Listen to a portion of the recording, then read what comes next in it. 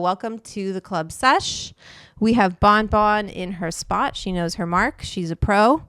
And I'm live on Instagram right now too, because I'm just trying to get people to come on over to YouTube because that's where I'm really live. And today we are going to be talking about a very, very, very dirty topic. And that's cool. We like to get a little dirty sometimes.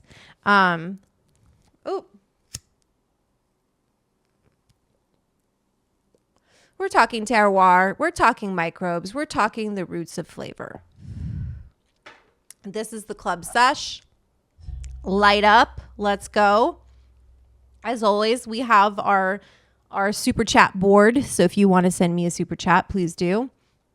And let me double check on speaking of chats, where is my chat? There it is. Hi, Fraggle Rock. Hi, Chris Core. Hi, Madam Dram. Happy 420. Hi, Hookstergram.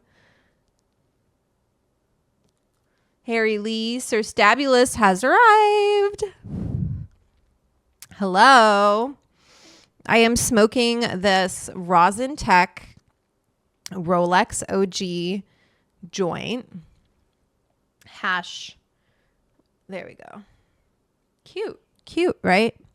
Coming from Instagram, new sub. Welcome, Rick. This is the Club Sesh, the live stream. Can we talk about my Scary Spice outfit? It is very Scary Spice, isn't it? I was not a Scary Spice. I was always Posh or I was Ginger Spice. So today on the Club Sesh, we're talking about dirt. I'm getting ready to grow, if you can believe it. Hi, Bright Hay Beats. I'm getting ready to grow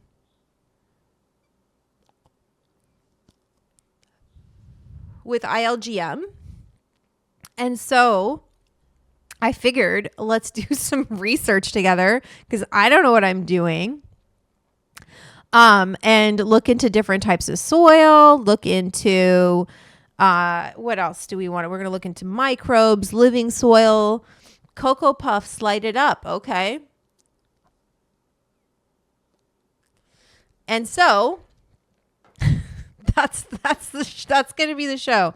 Also, I want to get a sweet treat. Have you guys been watching that guy? I'm live on Instagram right now too. It's like we're double living right now. That's okay. We can do that. You guys should come on over to YouTube is what I think you all need to do. I'm going to hang up here and I'm going to be on YouTube hanging out with my crew because this is where the Club Sesh happens. Although I will say the lighting on Instagram does look very good. I love ILGM. Oh, Madam Dram, I'm going to get some seeds sent to you. So if there's anything in particular, since you're an edibles producer and I told them that you cultivate and they said that they would send you some seeds. So there you go. If you're a part of my edibles club, there's always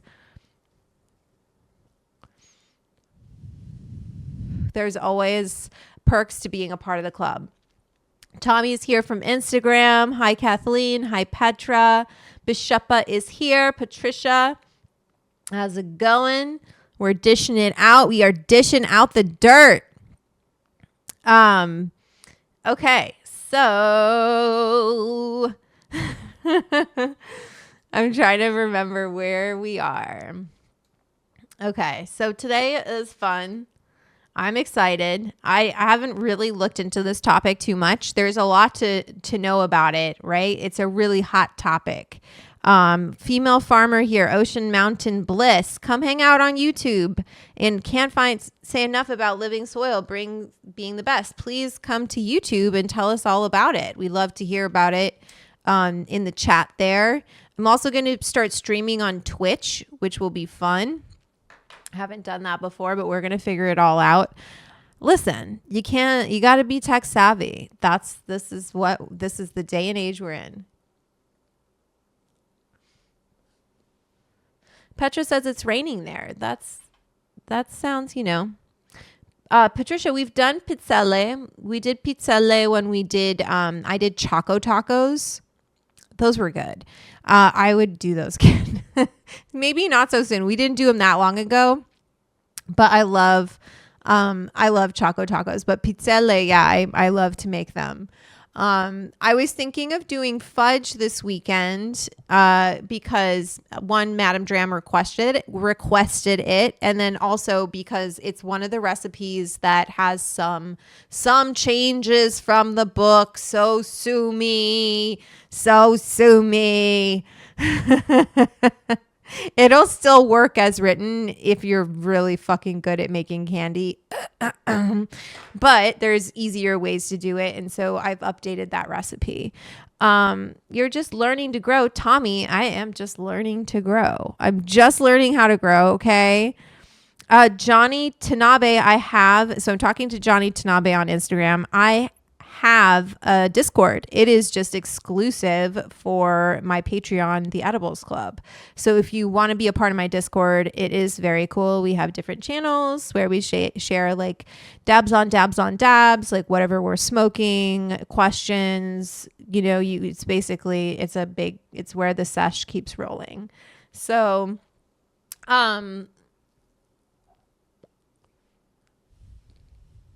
does THC survive high temp cooking like in a pizza oven? Ben, it really depends on where it is in the pizza oven, right? So if you put it like we did that, also like pizza doesn't go into a pizza oven that long.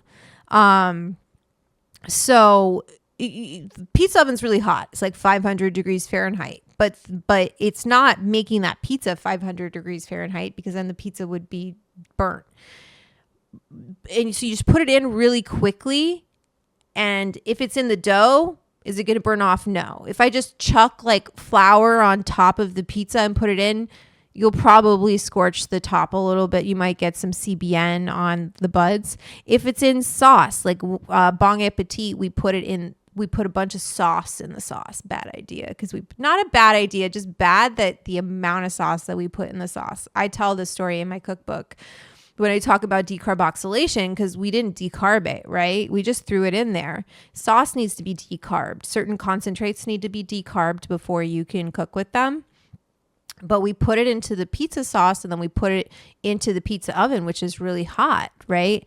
And it decarbed a good amount of that sauce. And I was like, there's no fucking way I'm having a slice of this pizza. And I was like, I just ate, like we had cannoli, we had other things. I was like, I'm not eating this pizza. I can smell not just the terps from the sauce, just like knew it was going to be potent. And everyone got really, really fucked up on that pizza.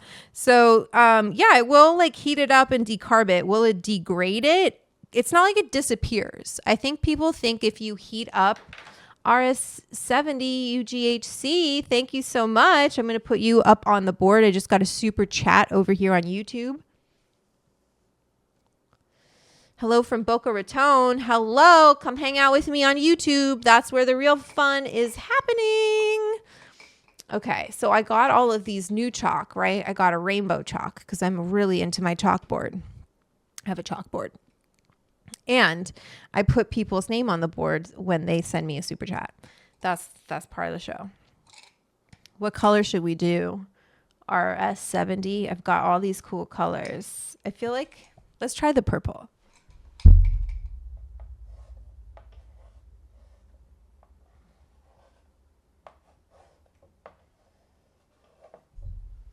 But I will say they don't write as clearly as my old chalk. So that's a little bit of a bummer.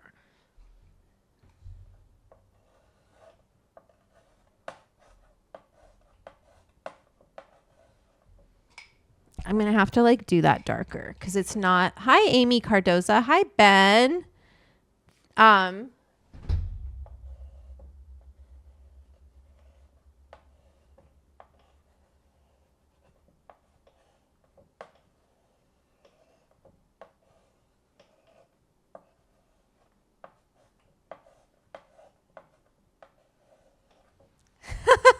Just want to make sure you can see it. All right. So send a super chat. We love it. It's not as good as the old one. It's not, Eddie. Welcome to the sesh. It's not as good as the old one. You know what? I think I need a boop. Let me drink some water. If you're just getting to my Instagram live stream, I'm live on Instagram right now. I should just let this go live until they kick me off. I am live on YouTube right now. This is where the real fun happens. I go live every Wednesday and Saturday. I've seen you play in Thailand, and it's very close to my country. Oh yes, the Thailand show was a lot of fun. I wish I could do more of that show. Come to YouTube at Vanessa Marigold. That's where the fun is really happening. I'm gonna boop Sir Stabulus. I'm booping. It's time to boop, and it's also time to talk about sweet treats. It's time to talk about sweet treats. Okay. What am I booping? I'm booping this Tommy gun from Rosin Tech Labs. And I also got the Switch 2. Hi, Water Tiger. Hi, Last Minute Leo. This is not the Switch 2. This is the Focus V Carta Sport. And they are actually the same company as Rosin Tech. Please continue what you're saying about decarbing concentrates, about edibles. Thank you. Please come and join me on YouTube, Normonius, if you want me to keep talking about anything, because that's where this is all happening. I can talk about decarbing concentrates all day, and there's also a section in my cookbook about which concentrates need to be decarbed and a basic process for how to decarb them at home. Okay, so we're booping this Tommy gun. It's from Rosin Tech. I've been taking bigger boops. I'm going to be honest with you. I've been taking bigger boops, people. We've been booping bigger. Although I think we're going to turn this into 2 boops. Maybe this is a 2 boop situation. Although maybe it's a 1 boop situation. That's a big ass boop, Vanessa. Go big or go home. It's a big boop. It's a big ass boop. I don't like to leave any rosin. Okay. Alrighty, here we go. I can't show both of you. at the same time, but here we go. Look at that big ass goober. Don't burn it, pen. Sometimes this pen, I need to charge it. Boop. But I don't realize it until after it's too late. Patreon notification. What's going on, Patreon? Eddie Moretti's on the board. Oh, we got a new patron, Jason Holmes. Are you watching right now, Jason? Is that why you became a member? One other, Jason Holmes joined 23 seconds ago as a quarter up. Welcome. I didn't have time to put you in the time to put you in the credits, but you'll be there next time. Okay, let me put Eddie Moretti on the board. Eddie, I feel like you need a blue. I'm going to try and go live on all the platforms. Oh no, I got rid of my live on Instagram because I clicked on my Patreon to see what happened, and I got a new member on Patreon is what happened. I should go live everywhere. I'm going to put Eddie on the board, then we're going to take a boot.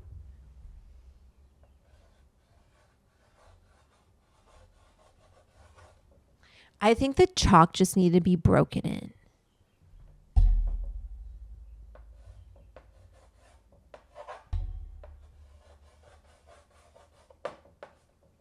The blue is good. The blue we like. The blue is broken in. Okay.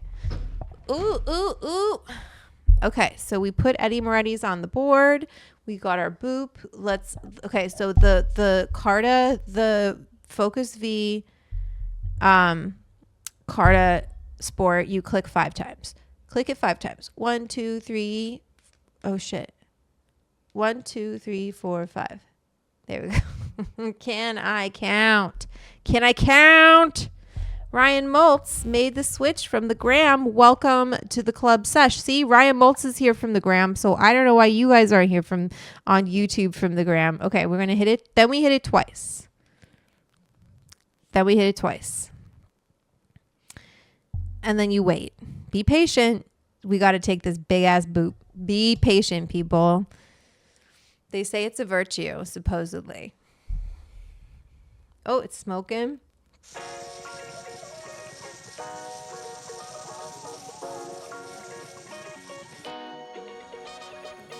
It didn't buzz yet, but sometimes they take it early.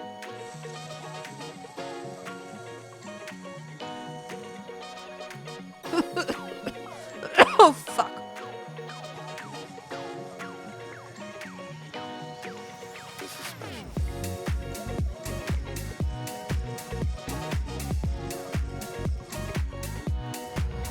It's a real breathing exercise.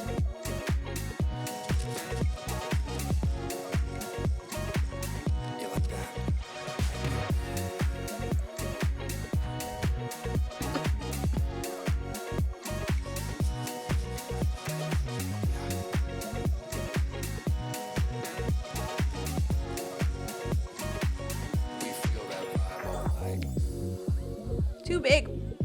Oh my God. You know, I don't even really know where to begin because it seems like Oh my God, I'm drooling. I end up going 2 steps back. So tonight, I'm just gonna let this one ride. You know what I mean?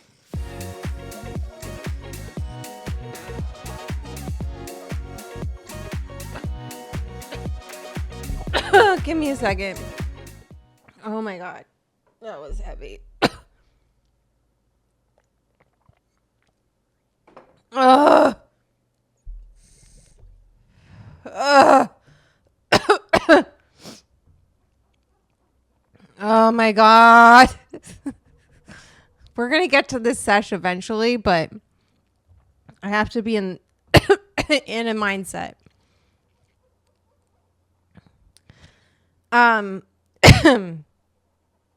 Bringland, great technique. Was it? I don't know if I'm doing this right. What I try to do is not waste the dab. That's what my goal is when I dab, is like breathe in for as long as you can. Like, you know, what's it called? Like, just like fucking pranayama.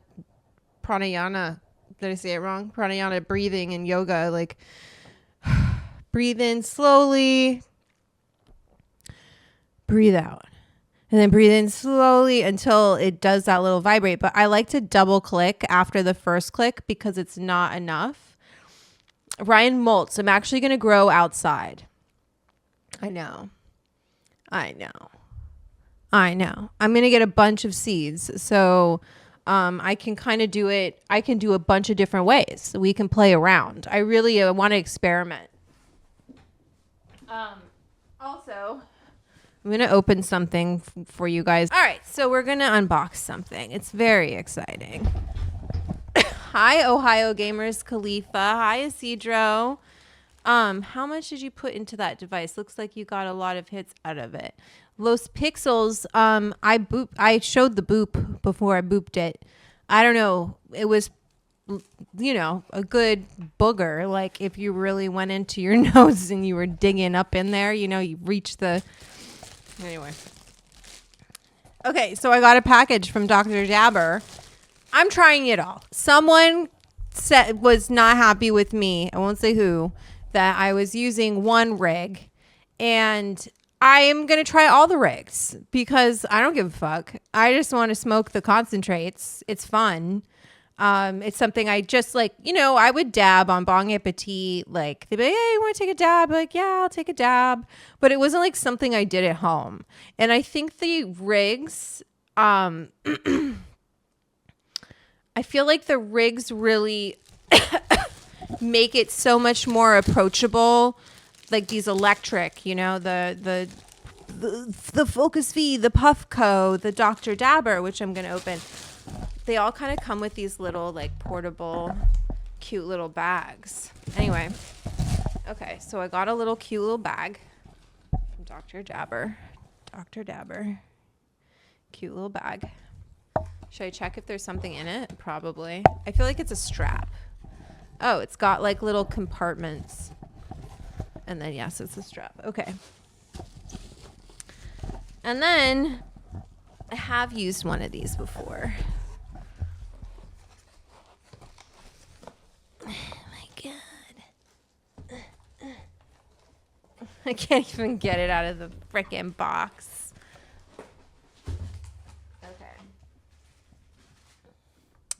Okay, so here's this Dr. Dabber, right? Now this definitely is feeling much bigger than you know, other dab rigs that I've been using. And so there's different kinds. This is electric, and then and there's different ways that they do it, right? So this emulates a real quartz banger experience. So my friend at Rosin Tech was oops. There was nothing in there. My friend at Rosin Tech was explaining this to me. Basically, the when I hit this or the Puffco, it stays at that temperature the entire hit. It'll stay at, I hit it low always, low temp dab. But it'll stay that temp 490 degrees Fahrenheit the entire time that it's in that mode, right? It's on. This cools down. So it cools down like as it'll heat up to that temperature and then slowly will cool down to like a quartz, like a real dab rig, you know? So hi Chicano Juarez, ADHD, cheers. Oh no, you're not the first person to tell me I have ADHD. Listen, I got a lot of things going on. I don't think it's necessarily me. I think it's the fact that I have like OBS and chat over here and I'm live on Instagram, and I'm also just like really fucking high. So, cause I just took a massive dab and now there's a fly. So, you know, my crochet bags are cooler. They are so cool. I have the Puffco in one of your crochet bags, Petra. Don't you worry. They are very well loved in my house. Okay, so we're talking about soil today. I got distracted. Although Instagram, I'm going to have to go because I need a sweet treat, basically. I need to order a sweet treat, and that's what I'm going to do. So if you want to keep hanging out with me right now, come on over to YouTube. Same handle, Vanessa Marigold. There's a lot of you here right now, so I feel like a lot of you are coming from Instagram. I might come live here later, but I want to order my sweet treat. So if you want to see me order a sweet treat and eat it and talk about soil and see my cute ass little dog, I'll give you a taste of Bonbon. Look at her. Look at that cute ass dog. That's my dog. Okay? She's the best. All right. I put on a good show. I'm live for a few hours. Hang out with me. Let's learn about the soil. Okay? Time to go. All right. Ended the YouTube live. I always discard them. Never keep them. If you're there, you're there. If you're not, too bad. If you're here though, you're here. And this stays on YouTube. I need a sweet treat. I need a sweet treat. Ooh, ooh, ooh, ooh, ooh, ooh. What should we order? And I was like, maybe I need a different app because we need to order something different. I was trying to find a different sweet treat. I did a pretty hard workout. What's the sweet treat? I don't know what we should do. Do you guys, you thinking cookies? I did find a good cookie spot. There's like a good kind of bakery spot, pastries place. that I was looking at, or a donut place that looked interesting, promising. This is before we dive in. If you've never been here before, this Club Sesh, we fucking sesh, okay? So go grab your bong, go grab your rolling tray, whatever it is you're smoking out of. We're going to learn about the soil. I'm going to eat a sweet treat. We're going to order it. And we're going to get highly educated. That's what I do. That's what I do on Wednesdays. And if you send a super chat, your name gets written in a dying language that the children cannot read. So there you go. I will do it in cursive unless your name is like this and there's numbers in it. And then it's hard for me to do it in cursive. So I'll do it in capitals. But otherwise, it'll be in cursive. Okay, let's get this. Stop distracting me. I need a sweet treat. And I got rid of Uber Eats because I got mad at them about something. But it might be time to go back to see if they have different sweet treats than DoorDash. Okay. Cursive. Yes. Ohio Gamers, Khalifa. Yes. Oh, and I need to update my DoorDash as well. I know the apps aren't great, but number cursive is truly dead. I just like, oh, do you see her? Isn't she the most ridiculous? I don't know what to do about it. It drives me insane all day. I just want to squish her little face and I have to stop myself, because you can't squish their little faces. That wouldn't feel good. Okay, let's look at what our options are here. We need to be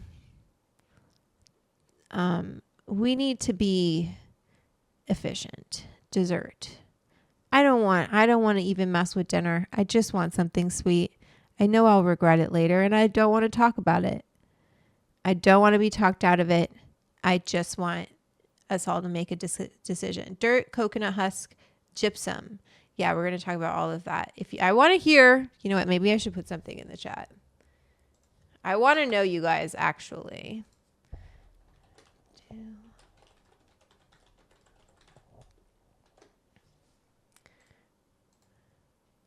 Okay, I'm starting a poll. Oh, let me make sure I'm on the live chat, not the top chat. Also,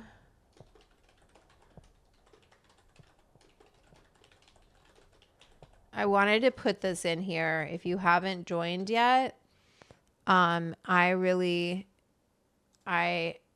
highly recommend it. It's my club. It's, it's where you can hang out and ask questions. And did that work? Yes. And let me pin this. Damn it, Fly. I'm going to get you later. Don't you even think about it. I swear. Okay. So we put that there. Okay. So over 50% of you, over half of you grow at home. That's really cool. I used to grow, says Kathleen. What happened? Get some churros. I don't know how to grow. Everything dies on me. Okay, well, we're going to do this together, friends. We're going to do it together. Together forever. Like, I'm on a fruit sugar only diet right now. If I weren't, brownie with strawberry ice cream. CJ, listen. Should I be eating whatever the hell it is that I'm going to eat? Probably not. But I just really don't care. I'll get there one day. One day I'm going to decide, like what is best for my body is zero sugar. But I just fucking love it. I just love a little sweet treat. And I worked out and I know that doesn't compensate for sugar. It doesn't matter if you work out, but let me have a little sweet treat. Sweet side. What is this? What are these? Churro box. Hey, look it. Didn't you say to get a churro? Nutella. Empanada. What? No.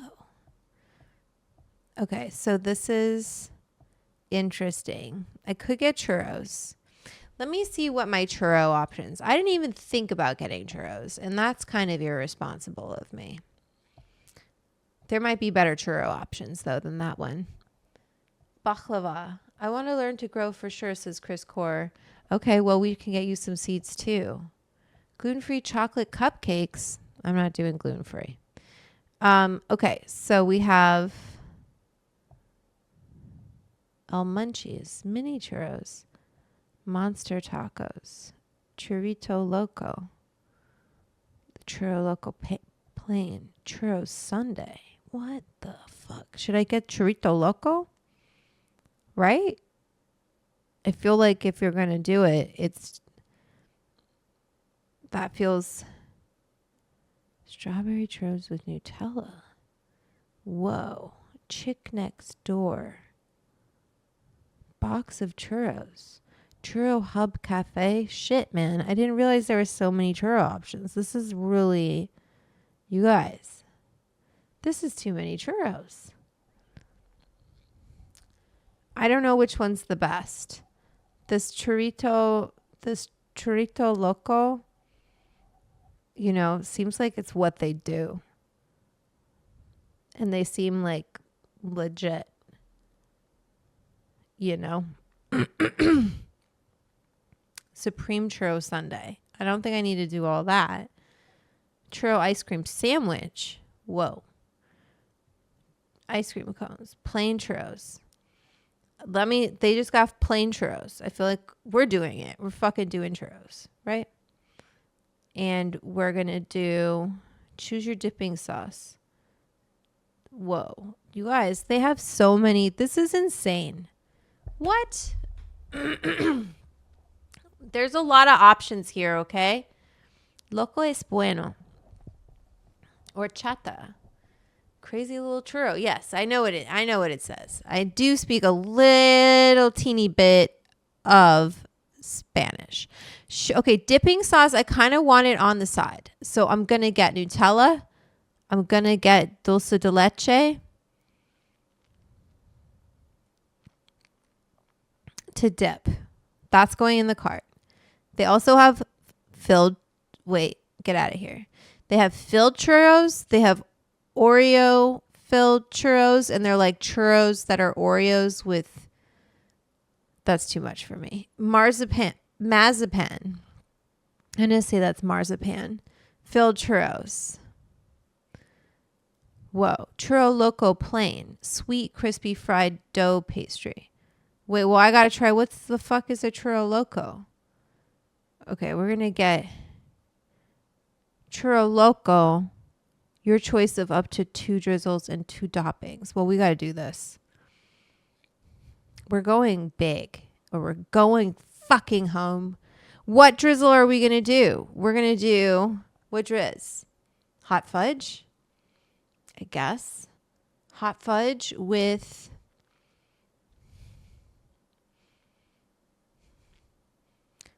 raspberry. And toppings, I don't know what marzipan crumbs are, but I'm going to get marzipan crumbs. And wow, they have M&Ms, sprinkles, Fruity Pebbles, peanuts, bananas, strawberries. Is raspberry? Maybe I don't want the raspberry. That feels a lot. Hot fudge with that. And then I feel like I should have gotten, it's going to be the same, isn't it? I don't know what's going on here. I don't know what to do. I don't know what to do. Rain here. How about you? Marzipan. That's what I think it means too. Does this place only sell churros? Yes, Liberty Genetics. This is a churro place. So I feel like that's the place to go for churros. This is what they do. We're going to do a hot fudge drizzle. Marzipan crumbs. Love it. With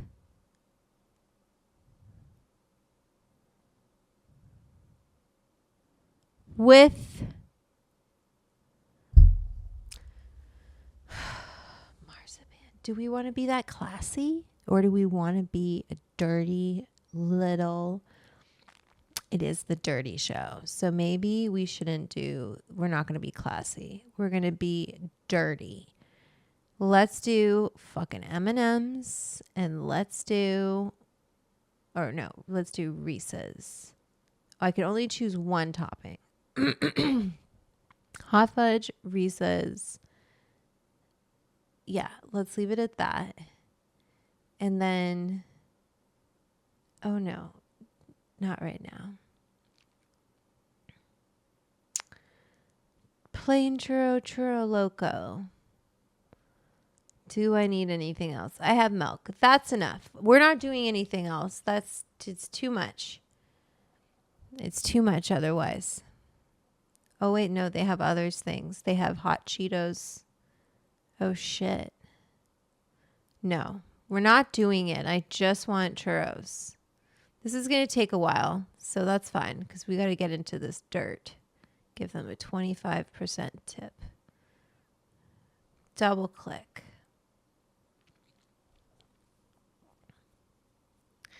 Okay, we did it, everyone. I'm glad we did that together. You'll have to stay tuned to watch me eat those churros.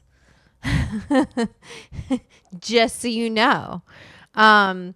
While you're here, since there's so many of you here, I can't believe it. I love it. Please like and subscribe if you haven't already. Oh my gosh, Chris Falconer, churro, you the real one. Sweet, stick, flexing like a sugar stun, gun, crunch with the soul, soft on the beat, you the snack king. Can't nobody compete. I totally agree. All right, what color are we going to put on the board?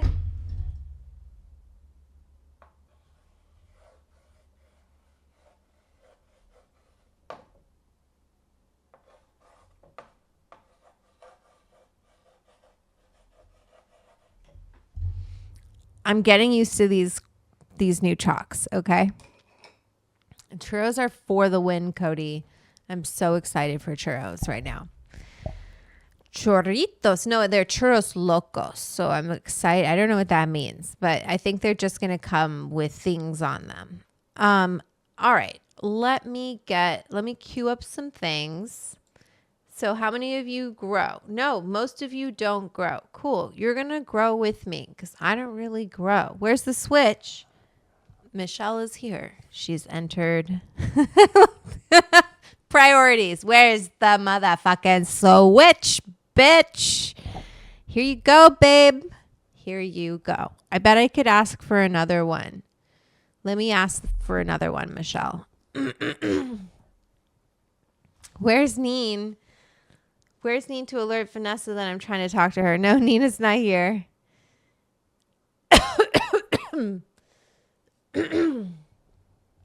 Nina's not. I think she's got some family stuff. You know, it's like kids and school and stuff. Should I fully open this? I'm kind of nervous too. I think I need to do stuff to set it up. I'm very proud of us for getting that churro order in. I'm very excited to eat churros. I hope they're crispy though, because I don't want a real soggy churro. That's not a good time. You're impressed by the packaging of the weed industry? Yeah, there's a lot of money. Especially this kind of stuff that doesn't actually touch the plant. You're not growing anything. You're not touching the plant for the business. These are considered the picks and the shovels of the industry. Easier to invest. Okay, so we got the switch. Wow. Ugh. Well, how the fuck am I supposed to? Oh, here. Ooh. It's a bit of an unboxing. It's an unboxing. Ooh. Wow. Cool. Oh my God. What did I drop? Something important. Okay, cool. So then on the bottom of it, it says scan here to install the app. Okay. There's always an app. Okay, so we got the Dr. Dabber. Do I need a little bit of water? Looks like an espresso machine, totally. I'd recommend cajeta. Yeah, it does, right? No one wants a soggy churro. That's right, Natalie. Oh, I was going to tell you what's the name of our intro song. And it's in my music folder. And oh no, I have to figure out which one it is. I'm pretty sure it's Aves, Avees, Joyride. Let me see what this is. Yeah, Joyride. Aves. Joyride. Anyway, that's the intro song to the sesh. Isn't that funny? Okay, so we got our... Okay, so we got to definitely put water in here. That's okay, because I need some water. This is interesting. Holy shit. And I feel like I should wash this before I use it. You know, I see like a little dusty dust in there. Whoa. This is super interesting. No, I've not used... Wow. Very fancy. Okay, so this is a new situation here. Okay.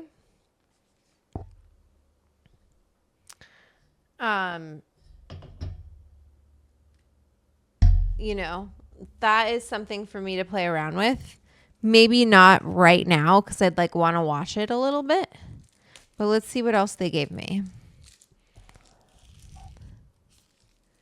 5 clicks off on, 1 click heat high, 1 click heat low. This is they love these little pens.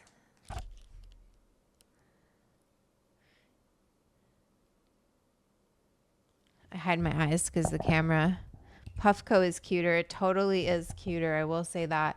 This is more hunking. I should grab my Puffco. I'm definitely going to do a blog post about all these different rigs, but you can see like kind of the size difference. This is more for at home use, right? This is definitely more at home. And I know I am really lucky, CRL Beats. Thank you. I bought this one. This one I bought. This one was gifted to me. Puffco was gifted to me. The only one I bought was the Focus V.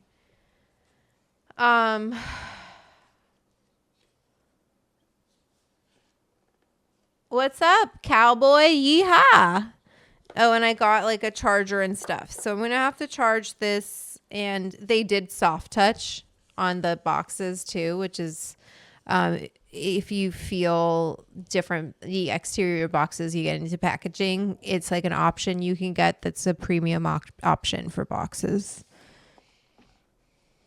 Choices, you know, but then those choices get passed on to the consumer. So you kind of have to like, it's always this question of like, like with my chocolates too, how much people don't want to pay for packaging, but to a certain extent you need it to make it look professional. When you say even, and I picture you tipping your cowboy hat, that's funny. All right, so let's talk about soil. And we're not talking about yucky soil like what is in the backyard in LA. But we're going to talk about what people like to grow cannabis in. That's what today's sesh is about. I know we've been kind of shooting the shit for a little bit, but let's actually dip into it. And there's different types of soil. There's, you know, different growing mediums. Some growers do just water. They'll just grow in like cocoa. And it's all very complicated with the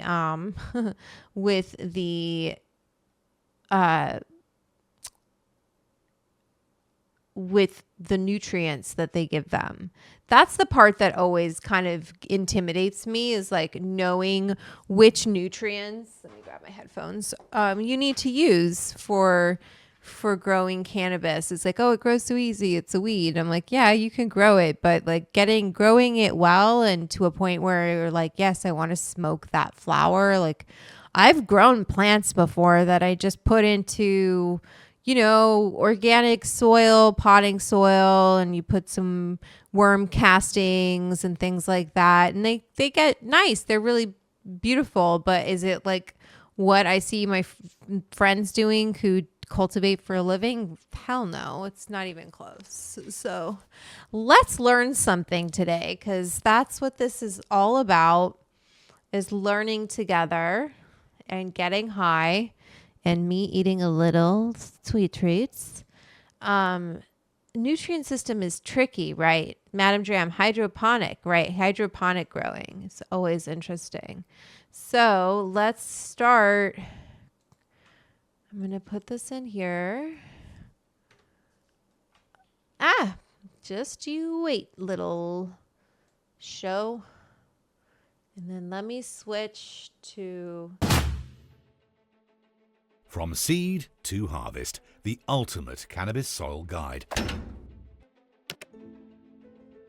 Growing cannabis in soil is an excellent way to produce robust, flavorful buds. Plus, soil is one of the most forgiving growing mediums. But what is the best soil for cannabis, and how can you make your own? This video will answer these questions and more.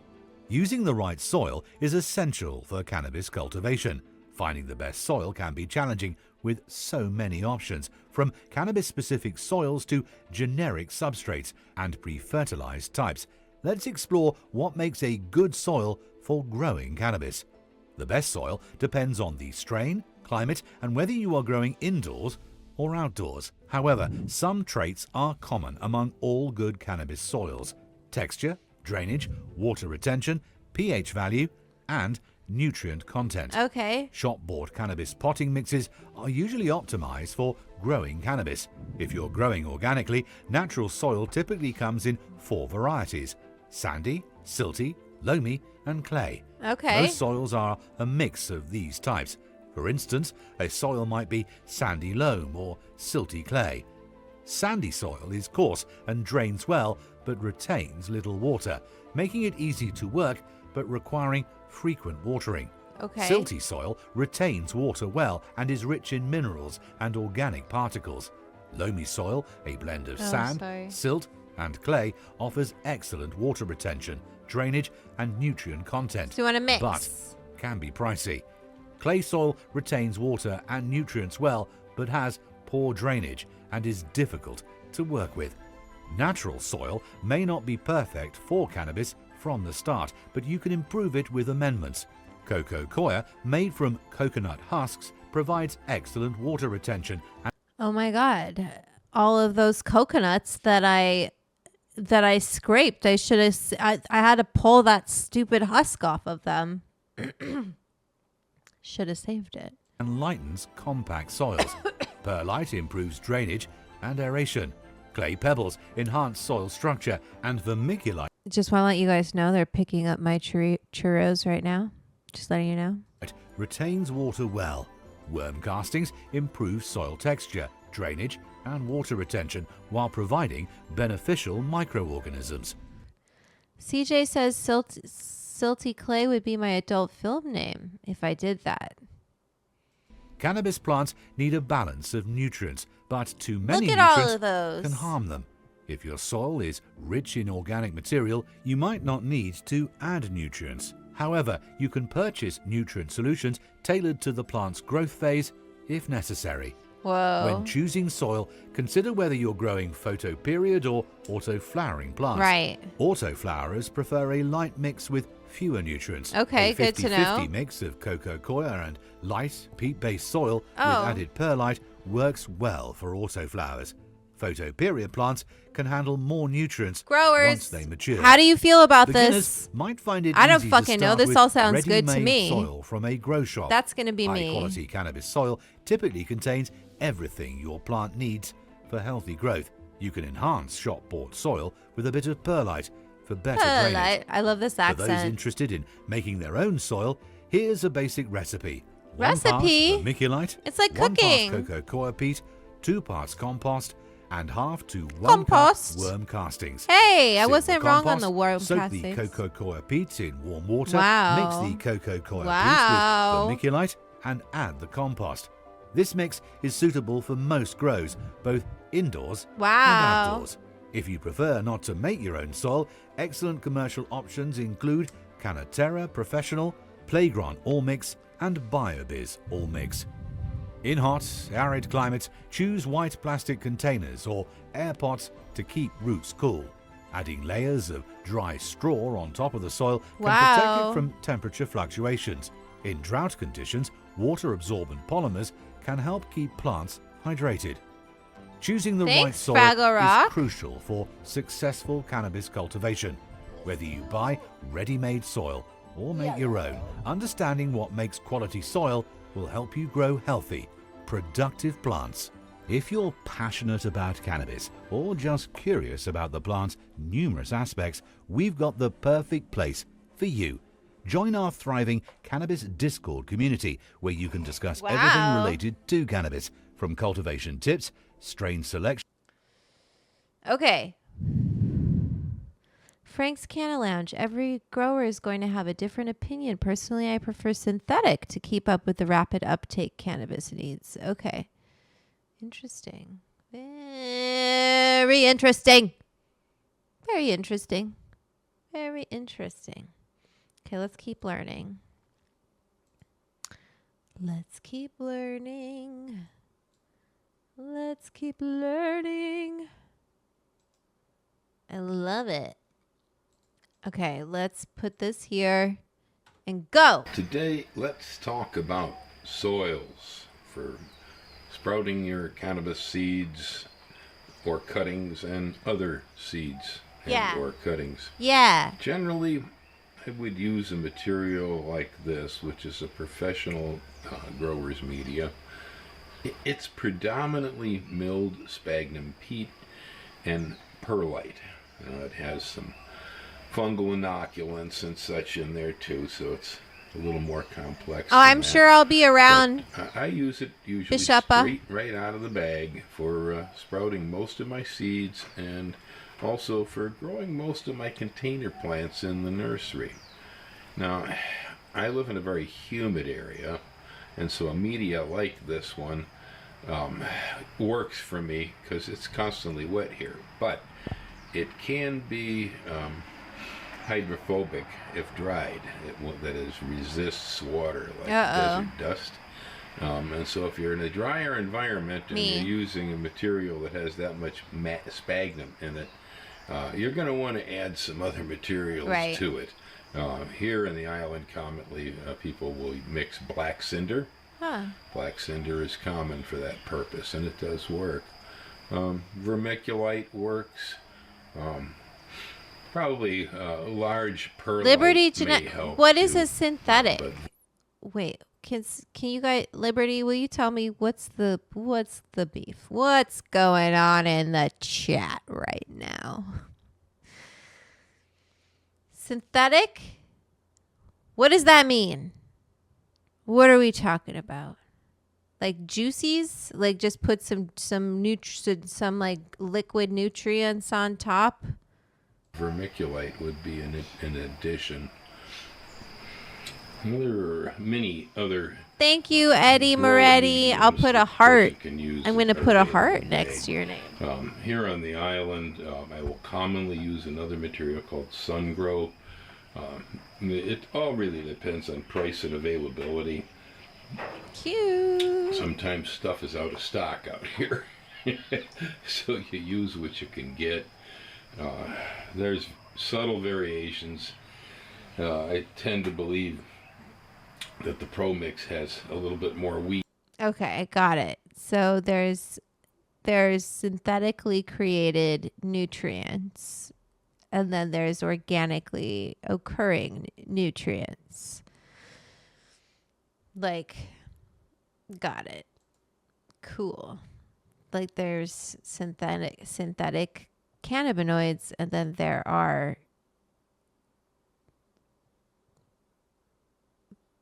phytocannabinoids. Hydrosynthetic nutrients, bottled nutrients. I'm an organic soil nerd, so I'm against these things. Against them. We're going to learn about living soil, too. We got to do a little living soil. In it than the sun grow, but sometimes the sun grow's got weeds, too. But the sun grow comes in a 3 cubic foot bale, and the Pro Mix is a 3.8 bale. What did I just order, too? I got some... That's kind of big for most of you, and so you may want to be looking for a bag of seed starting mix. I'll get into that a little later. Mix. See, Gracie Cat showed up. Good morning, Gracie. Wow. You're going to ask me, Bill, 3-11-11. what do you use for fertilizer? Japan? In the nursery, most of the time, this here stuff, this is NutriCoat. See, it's made in Japan. It's an imported product. Okay, so what is it again? 13-11-11 would refer to nitrogen. What is it? You guys know. Tell me. Please tell me. Let me know. Please. Please. And does anyone use this soil as well? Do you like this video? What do you think? Tell me your thoughts. It comes in 50-pound sacks, and so it's probably a little bit beyond what most of you are going to use. This one's 13-11-11. So it's nearly balanced. When they call it type 180, it means it's supposed to feed for half a year. Wow. They have 360s. Around here, 360 and 180 is probably cut it in half because of how much rainfall we get. But this is NutriCoat. Jeff Lowenfels. Yeah, so very similar fertilizer to the NutriCoat that you can find in small packages microbes. at your local garden store is Osmocoat. It's close. Liberty, are you in the Discord?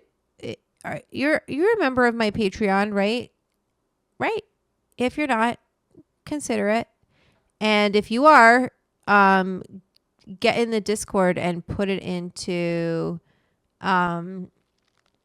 the recommended books, please.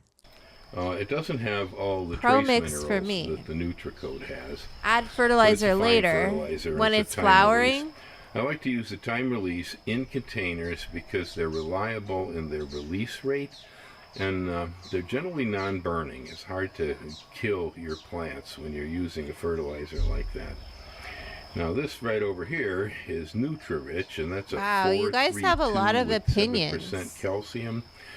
Basically what it is dried pelletized chicken poop from an Oregon egg ranch, the Stutzman farm.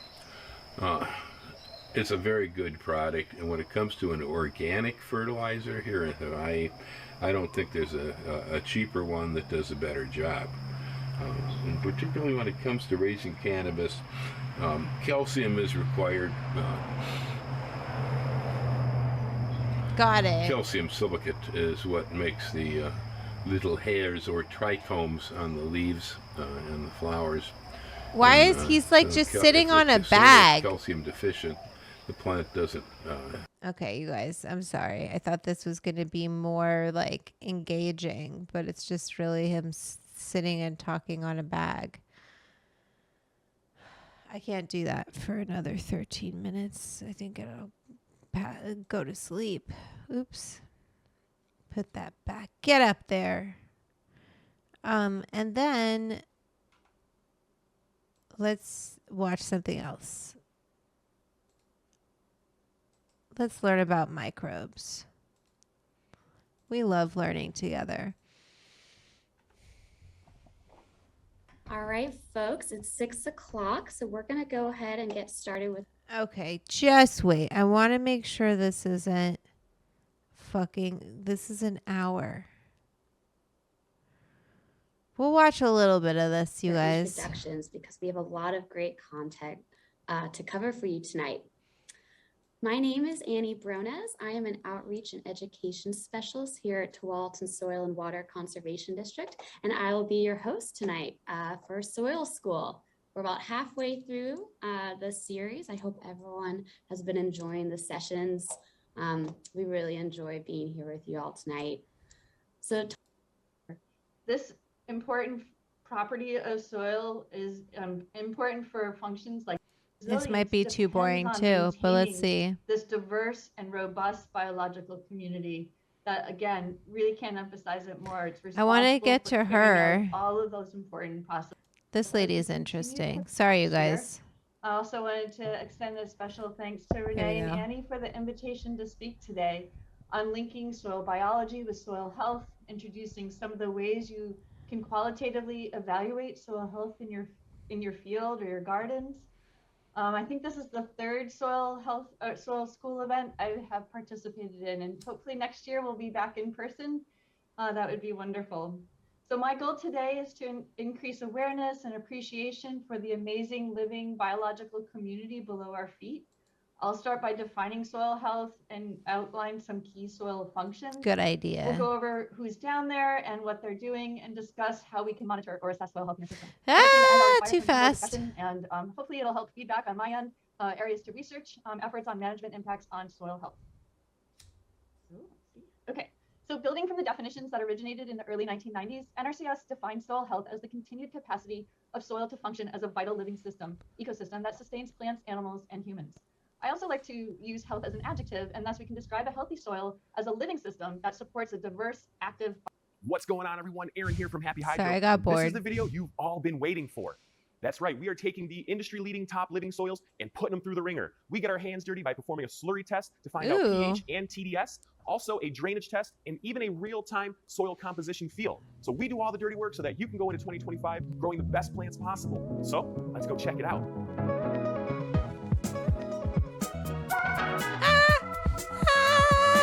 Subscribe to our channel and like this video. Also, get all of your indoor gardening supplies at happyhydro.com. Free shipping over $49. In a market that's I super love the flooded with a mullet, bunch of different types of CJ. indoor We're gardening doing soils, it. You're going to want to pick the best one for you and your growth. And when choosing the right soil, there's a lot of different things that you have to think about. And I'm talking consistency, nutrient content, drainage, aeration, and even the pH levels. And you can walk into any of those big box stores and grab one of those macro soils, just like a Miracle-Gro or something like that, that has those time-release fertilizers in there. And while it sounds like a good idea to have time-release fertilizer, it's not necessarily meant for your indoor garden. The problem with these is that those time-release fertilizers are really hard to control.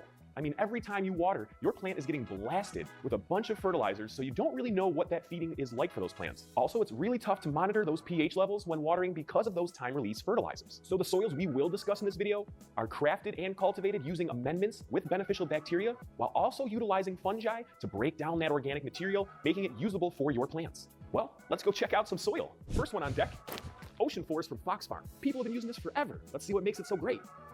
So this is Ocean Forest from Fox Farm. This soil is ready to use, and it's excellent for both young and mature plants, which reduces the need for additional fertilizers early on. Fish. No need Fish for nitrogen poo. fertilizers initially, and it's ideal for garden containers such as pots and beds, and even Good. houseplants. Some of the Okay. main key components of this include aged forest products, sphagnum peat moss, Cool. earthworm castings, bat guano, fish emulsion, crab meal, and all of these are providing you with your macro and micronutrients for the first few weeks of your plant's Wow. lives, which is roughly 4 to 6 weeks. Many indoor growers consider this soil to be the OG, and it's been around for a long time. I mean, probably your dad even used this when he was growing back in the day. And there's good reasons for this. It has been formulated for balanced growth and has the macronutrients you need for the plants that you love.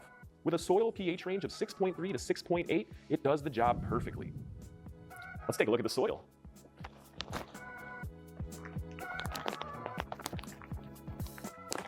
Wow. Whew. So right off the bat, this soil's got a good moisture consistency, so I'm not worried about it being too hydrophobic. And you can kind of see all the perlite that they incorporate in there. And Yeah. even some of these larger chip pieces, I think that's really going to help with a lot of drainage and aeration, keep those roots nice and healthy. I was for gonna ya. do And bags like they say, it's too. rated for about 4 to 6 weeks, so it's obviously hard for me to see what nutrients are in here. But just off the bat, I mean, this looks like really solid soil. That's some good soil. And being Wow. an ocean forest, it really incorporates a big lot of whiff. ocean aspects, I guess, including oyster shell, shrimp meal, and even crab meal. It's a really true surf and turf for your plants if you think about it. So cruising right along here. Oh God, this is Fox Farm Happy Frog. Some might say Oh it's my Ocean Forest, younger, heavier. God. Just let me pause. Okella just joined Quarter Up. Thank you for joining. I see these. Like, I get a notification on my phone every time someone joins my Patreon. That's so cool. Okay, so you can join the Discord now. And make sure you check it out. The Discord is really awesome. If you have any questions about that, you can always DM me. Welcome to the club. You won't be in the club, the credits for this stream because, I already made them. But you'll be in them for the next one. But still milder, brother. This potting soil is enriched with soil microbes to enhance root efficiency and nutrient uptake. And this is made possible by the inclusions of humic acid and mycorrhizae. Some of the key ingredients in the soil include aged forest products, stuff like leaf mulch. Wow. Castings, Yeah, which leaf are very mulch. high in microbial activity, bat guano, humic acids, and the mycorrhizae that we talked about earlier, and it even includes oyster shell and dolomite lime. A really cool feature about this soil is the amount of different strains of mycorrhizae that it contains. Up to 15 different strains is included in this bag of soil. And that's really cool because what the mycorrhizae do is almost extend your roots, which is really going to make that root ball more efficient with nutrient uptake. This soil has its pH beautifully adjusted to be between 6.3 and 6.8. With most people fertilizing within 1 to 2 weeks, I'm going to get some water and I'm going to get some more boops. Fruit and flower nutrients. And it's ideal for indoor plants and container plants because this soil contains a lot of beneficial soil and microbes for improved root health. What's really cool about this soil is a lot of people will mix it with ocean forest because it's a little bit more mild. It's not as hot for those young plants. What are we waiting for? Let's get this bad boy in a fabric pot.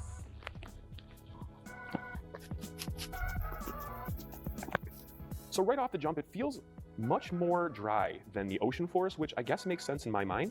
But what I'm seeing here is a bunch of different forest material. I know they mentioned that there was leaf mulch, but I'm also showing like larger size pieces of mulch, which, even the size of this perlite is really going to be helpful for drainage. It feels really lush though. And I mean, super light, super fluffy. Makes a lot of sense on why people like to use Happy Frog.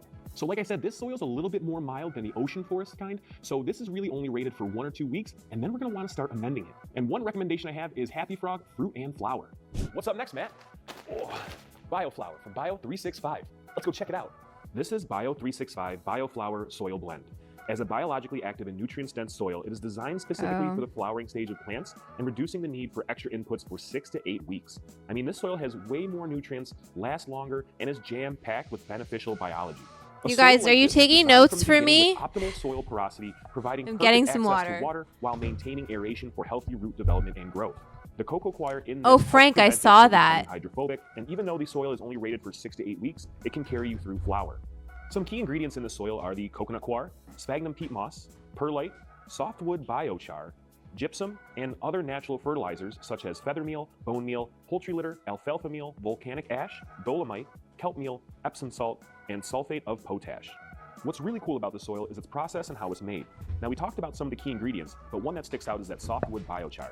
And in case you're not familiar, all that is that this softwood is turned into charcoal, which in fact almost creates a biohotel. And it hosts a plethora of microorganisms and plant roots. It's almost like a sponge for life. Not only does that biochar foundation sit for 3 weeks so that microbiology ramps up, aerates, and then sits for another 3 weeks, they do all of this inside. Also, we store the soil inside, so that means bug-free, baby. So I have worked a little bit more with this soil, and the feedback is the same across the board. It's an incredible soil, and it's even perfect for autoflowers. I mean, we've had a ton of customers told us about the success with popping a seed in a root rye cube and then water only for autoflowers. And a quick shout out to Dream Beans, they're doing it right. You might notice a little extra additive, it's the magnesium. That really is geared for that flower stage. Bio365's BioFlower does a really good job incorporating a lot of natural organic material like a real mess. with, perlite and other fertilizers that help this grow. And what I like about this is the nice, soft, fluffy soil, but you can see all of these cocoa coir strings in here. That's going to retain a lot of moisture. And when you retain a decent amount of moisture, the biochar that's built in, kind of like a little hotel for those microorganisms. Okay, sorry, you guys. I just want to show you all. The 5 iron's still on.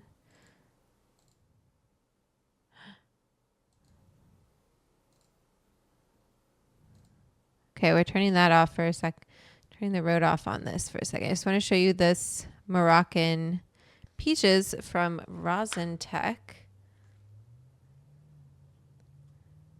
Really nice. I think this is their tier 1. Really, really nice. Love this. I would never cook with this, but I've definitely been smoking it. Right? Pretty. Okay, let's fuck it, let's boop. Let's boop, baby. It's boop, baby. Not as big of a boop as that last boop. That was a little aggressive. But a decent, especially because this is very nice hash, so I want to savor it. savor it. Oops, boop. I don't like it when it smokes like that. But it smells so pretty. It smells like peaches. Put your little liddy poop on. Get on there, baby. I didn't wait long enough to heat this up. I know it's bad. I should have waited till room temp. Missed alarm again. Kyle, it's okay. We're still live. 1, 2, 3, 4, 5. Woo. 1, 2. 1, 2. It's a 1, 2. Boop, boop, boop, boop, boop, boop, boop, boop, boop, boop, boop, boop, boop, boop, boop. Are we learning things from this guy? Do we like this guy?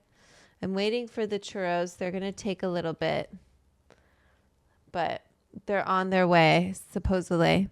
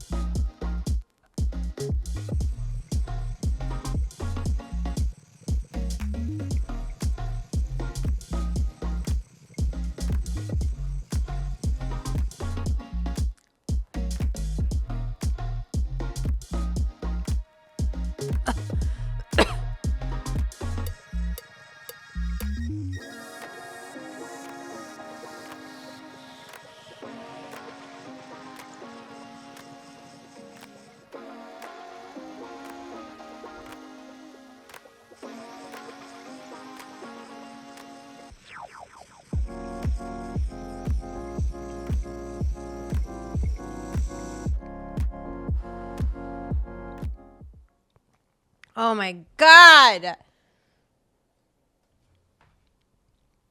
Oh my God.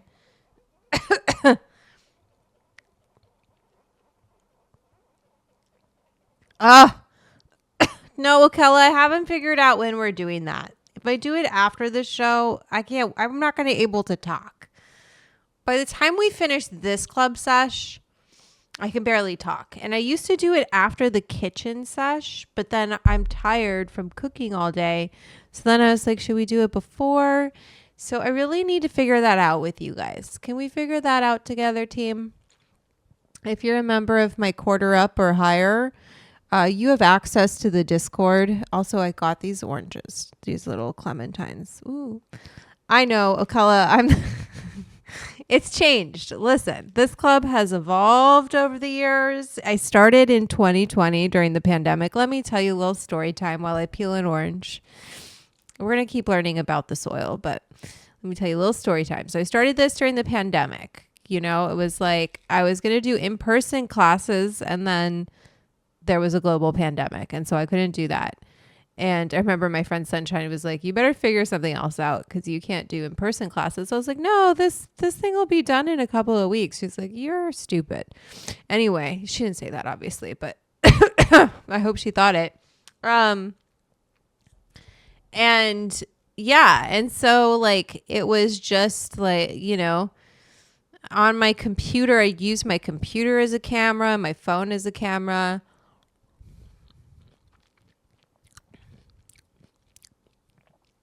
This is an okay one. They're not all the same, these little oranges. This one is juicy, but it's not very sweet. You know what I mean?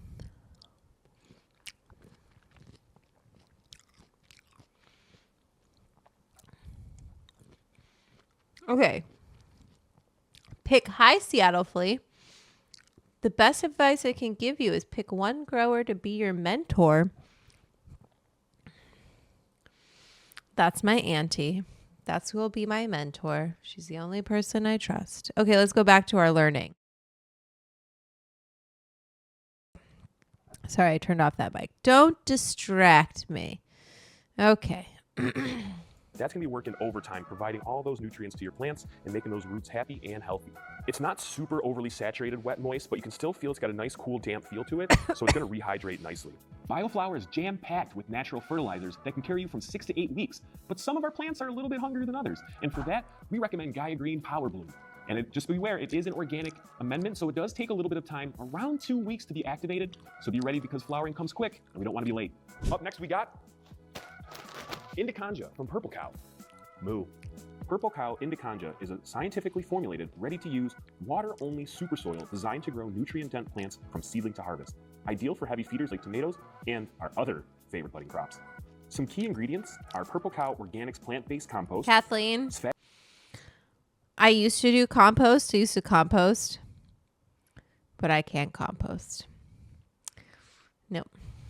I wish I could. It just attracts in Los Angeles. And like I was like turning it and didn't put anything funny in there. Just my vegetable scraps and eggshells and things like that. And I couldn't do it anymore. Let's just say that. Sphagnum peat moss, perlite, bone meal, kelp meal. I loved it though. Poultry litter, and volcanic ash. I would probably recommend starting seeds. If I had like a big like country, like I was out in the country or something, had a bigger property, more land, I definitely, or I guess I could get those machines that compost for you, but they seem so silly. The rats in LA, yeah, you know what I'm talking about. I'm not trying to make a smorgasbord, okay, in the backyard for the old rats, and they're not fun. It's in a less nutrient-rich soil, and oh, good. See, we're still here. I didn't go anywhere. I don't even have my churros yet. I can't go anywhere until I get churros. I'm having a little pre-churro snack. A really cool point about this soil is that it undergoes heavy metal testing. I don't know what happened to my clean flowers and compounds for human consumption. Not only that, but it passes with flying colors. That looks nice too. Maybe I should do a mix of these soils. Indiconja from Purple Cow. Now this soil is really smooth. I mean, it's a very fine grain almost compared to the other ones. So it makes it really smooth and luxurious feeling. Smooth. A larger size perlite, fine with that. Really, very light brown in color. Not, I wouldn't say bone dry, but it's on the drier side. And still a lot of organic material in here. You can see like little sticks, little twigs, and other organic stuff you'd find in like a forest or something. But a really soft, light, fluffy soil while still maintaining a really small, almost very sand-like silt to it. Purple Cow says Indiconja is a water-only soil, and that any other added amendments might have negative effects on your plants. But that doesn't mean that this soil wouldn't really benefit from a nicely brewed compost tea. Compost tea. Stonington Blend from Coast of Maine. Let's get at it. Coast of Maine Stonington Blend. Now this soil combines a variety of premium ingredients to provide a nutrient-rich environment for plants, supporting their growth from seedling to harvest. This soil is designed for real heavy feeders like some of our favorite plants. But I will say it runs. Churros are not here yet. We're trying to be patient. They can only get here as quickly as they can get here. It's Los Angeles. It's 5:41 p.m.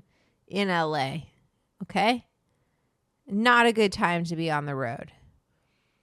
Going any direction right now. So we're thankful that they're bringing the sweet treats. Thank you for bringing the sweet treats. I'm so excited. Runs a little bit hot and would recommend starting with their seed starter mix first. Cody, you should be in the credits. Cody.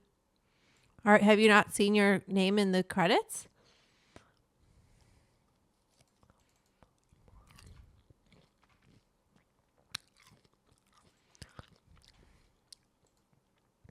Oh, wait. Shit, I wanted to play this. But I don't want it to say any. I don't want it to have any audio. I'm looking at it right now.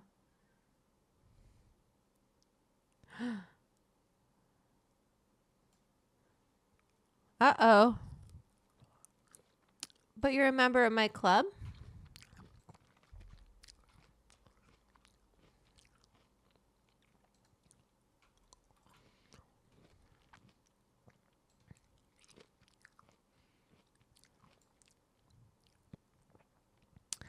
Let me double check, because I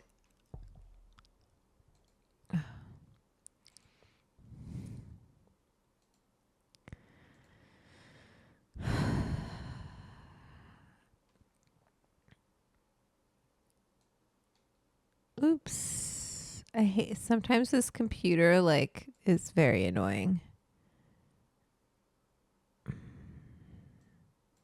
There's certain things, certain aspects of it that aren't user friendly. There we go. I want to go to this. Cody, I'm just checking to see if you're a member. And if you are, then I need to make sure my credits are up to date.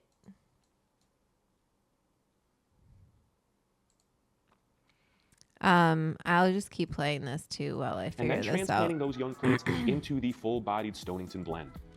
Now this soil is OMRI certified, and the key ingredients that comprise the soil is sphagnum peat moss, cocoa coir, perlite, composted poultry manure, earthworm castings, fish bone meal, lobster and crab shell meal, kelp meal, alfalfa meal, and mycorrhizae.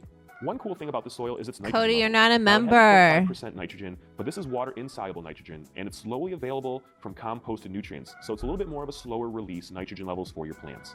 Also Look at showcasing Madam a well-balanced Dram. pH of just around 6.3 for optimal nutrient uptake. Plus, its high organic content ensures long-term soil health. It is suitable for a range of potted and container plants, both indoors and outdoors. It also supports plants without needing extra nutrients. This soil very much so supports plants through all stages and is actually ideal for 15-gallon containers. So this soil feels really nice, right? It's really light and airy. I would say it's the smallest size perlite I've seen so far, and it's well distributed, a very moist soil as well. Not as moist as ocean forest, but still you can see that it's just a little bit more wet than some of the other soils you're used to getting, and it does a good job of, it smells really good too, like a good soil. You can also see like a lot of organic material in it as well that has moisture coming out Let's of it. grow. So you can almost see there, it's a really nice soil. So Coast of Maine says their Stonington blend is rated for a 15-gallon pot or larger because it has all the nutrients it has to carry it from seed to harvest. But since we're only using ours in a 7-gallon, we might need to add a little bit more. And for that, we would use Coast of Maine Stonington blend plant food. And last but certainly not least, Build a Soil's 3.0 recipe. This is Build a Soil's 3.0 recipe, and it is a nutrient. Okay, so this is the one. Who said that this was the one that was very good and on point? Please raise your hand. If you're in the class and you're paying attention and you said this 3.0 recipe is the jam, please raise your hand. Okay, and look at this. The mullet guy really knows his stuff. Nutrient-rich, compost-based soil designed for water-only growing. This makes it ideal for flowering and full-term growth. Created with high-quality ingredients, this soil is balanced for most plants and known for its exceptional performance. This soil is chock full of organic material. With a laundry list of key ingredients, some of those ingredients include premium compost, Build-A-Soil worm castings, Build-A-Soil Big 6 trace minerals with humic acid, organic Canadian sphagnum peat moss, organic New Mexico pumice, organic parboiled rice hulls, Grand Mesa Colorado volcanic basalt, Look at this fly. organic Diamond K gypsum, dare you. high P organic rice bran, organic Thorvin Icelandic How kelp dare meal, you. Get outta organic here. mustard seed meal, organic 2-row milled malted barley, organic Wow. alfalfa meal, something called Montana Grow, which I'm going to get into a little bit later. What's Montana and Build-A-Soil's Grow? Pre-charged biochar with root rise microbe complete. Like I said, this is a laundry list of organic materials. And it's even crazier because this soil is crafted Cowboy, and blended in you did. Colorado in-house. So they're not sending it somewhere else to be built. Also, this soil ships Lip moist so that the care microbes of don't go dormant, making it a really Fenty. true living soil. This soil has also been put Thanks, through the ringer. Rihanna. It is designed based on Logan Labs soil testing, and it provides optimal plant nutrient levels. Jeremy from Build a Soil puts it as designed to, well, have more everything. And I mean, that guy is a living soil expert. And this soil is very rich in nutrients, and you don't need any extra supplements. They say if you do want to add something, just make sure that it's organic to keep in line with the makeup of the soil. Right. Because they've done a lot, heavy metal testing, adding all the organic material, and making sure that this soil is best for you, for your plants in a Right. long-term, full-term growth. So Montana Grow is just a mineral-rich soil amendment. It's extracted from the natural deposits in Montana, and it enhances soil health and nutrient content, adding essential minerals and improving overall soil structure. Build a Soil's 3.0 recipe. Man, what a chunky soil. I mean, the size of these pumice stones are incredible, and it's still so smooth though. Just digging my hands in, I feel, enough resistance where I can feel it compact a little bit, but man, it just glides through there like butter. This is a really nice organic soil. You can see all the different organic pieces in there as well. Looking at nice light brown, a bunch of cocoa it looks like too. Man, and Build a Soil has a pretty unique manufacturing process in which they don't sterilize their potting soils or their compost. And that's cool because it really preserves that microbiome in here. Oh no. The one thing we did come across is a disclaimer from Build a Soil saying that because they have this way of making the soil, you may find the occasion. Okay, Madam Dram, you're going on the board. I'm going to put you in green. Put you in green. The little monster woke up. You turn her off.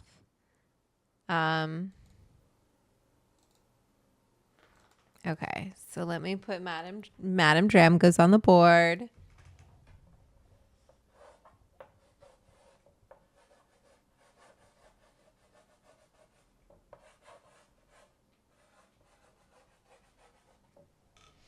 I'm going all over the place on the board today. These colors are inspiring me to be a little bit wilder. I'm going to feed the old doggy, the little doggo, and you keep watching, okay? The monster is on the loose, and I know exactly what she wants. She's a very scheduled little doggy. She knows what she wants when she wants it. And I'm also going to ask you, I'm very curious to know, get out of here, fly, shoo fly, don't bother me.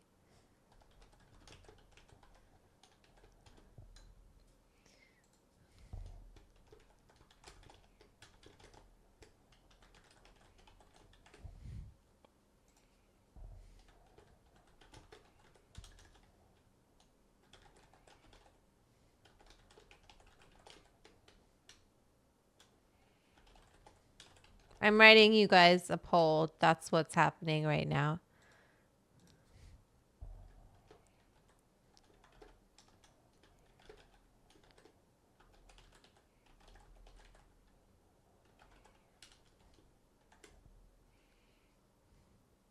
Okay, there we go. There's the 3 options.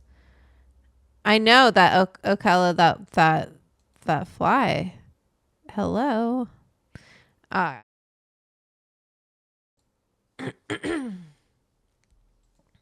You guys learn. Fungus gnat in I've here got to deal with this alongside little your beneficial doggy. fungi, your beneficial bacteria. Down. But we've had this soil for about a month now, and there's no activity like that. No unwanted guests in our bag of soil at least. So let us know what you see in the comments down below. Another super soil jam-packed with an incredible amount of natural fertilizers and plant food. But to take your plants to the next level, we might need to add something else. And for that, I recommend the Craft Blend from Build a Soil. So you may see some numbers or at least some symbols that look familiar to you.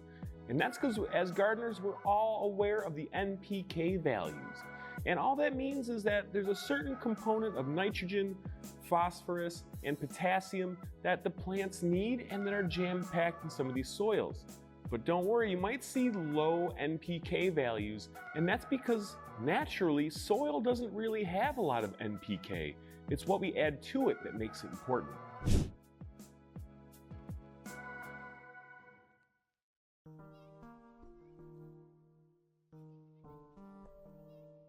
Just going to use some distilled water in equal parts soil to equal parts water. Mix it around so it's a nice slurry. Almost like making brownies, so not as tasty. Well, for me, maybe your plants. Well, that's it.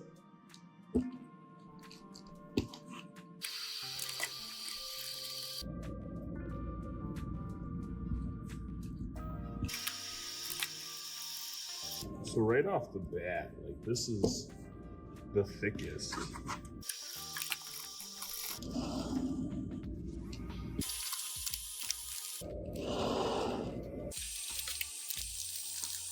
So right off the bat, the bioflower really holds well. It's a nice slush. Also, a little thinner.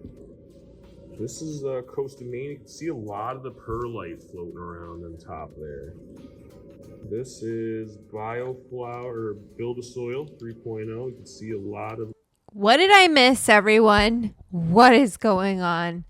I would love the weather to be in the 70s. Yeah. What is the club? Club sandwich? I would club. What's the club? No, what's the club? Okay. So let me tell you. If you said no, what's the club? And I feel like you're saying, no, Okella, you're part of the club. So you know what the club is. You're just being silly. You're just being silly. Okay? And the club is my Patreon, the Edibles Club. It's where all the cool shit happens. It's where we hang out. The link is up top. I live in the desert. CJ's making brownies. Are you making the brownies from my cookbook? They're so good. The husk and stuff. Wow, Ocean look at forest. he's doing all these tests. Get a lot of stuff floating on top. We have like 20 minutes till my This is more and Happy Frog, kind of the same. churros. So excited. Fucking fly, man. Bioflower. Get out of here, fly. Get out of here. You're not welcome. Coast of Maine. Harry Lee's a proud member. Build a Soil. Whoa. Interesting. Ocean Forest. Okay. Happy Frog. So what's So I'm just the a couple best? hours out away from performing Not separating? that slurry test. When I saw these just sitting here, I thought it was super cool to take a look at. Because of all the settling, you kind of see how it's distributed in each of these different cups. You know, we have our different flavors or genres or different types of soils that we're looking at. Because I mean, if you were to look from the top, they look very different. Each set, The every flies one love is us totally Italians. different from the other. You know, Is so it this 'cause is the we first one smell? we're working at. We're gonna make our way this way and just talk about them real quick. And I have a flashlight that I'm also gonna shine behind them, just so that we can get a real in-depth glimpse of what the heck's going on in these. So this first one right here is Happy Frog, which we're seeing a nice even distribution between the top layer and the bottom layer. So to me, that's a good mix between heavier products and lighter products to make that soil work for them. Also, we're seeing a nice even kind of clearish in the middle. I don't really know what it means, but we're just kind of gaining information and knowledge. Oh, you just The signed second up. one we got is Ocean Forest, and just kind of like Happy Did you Frog, sign we're up? seeing an even distribution between that top layer of soil and that bottom layer of Oh soil, my God, I'm cut gonna in kill half you. by that layer of water. I'm gonna go get my it's fly still on swatter. the clearer side, which is interesting because some of the other ones aren't as clear. Moving along, we have Build a Soil, which we see a very fine line at the top and a very Just so you guys know, to be in the credits, because that's part of your you're helping me make this possible, right? You have to be a paid member of the club. So the freed members are kind of just, they're there to be like, hey, I want to get notified when you post anything, when you're going live. I hope one day I'm going to be a paid member. Until then, I'm just here and making sure I know all of your news and updates, right? And like eventually I drop stuff that is exclusive for paid members, it becomes public. But to have access to the Discord and to have your name in the credits, like we have over 700 members, but then we have 280 plus paid members. How many is it now? 283 paid members. So to be one of those 283 that's in the credits, you know, you gotta be a paid member. Not as a pre-roll either, as a thank you to my pre-roll members, but as starting at 5 on it. The pre-roll, they get love from me. Thank you for, it's like you want a little taste of the club.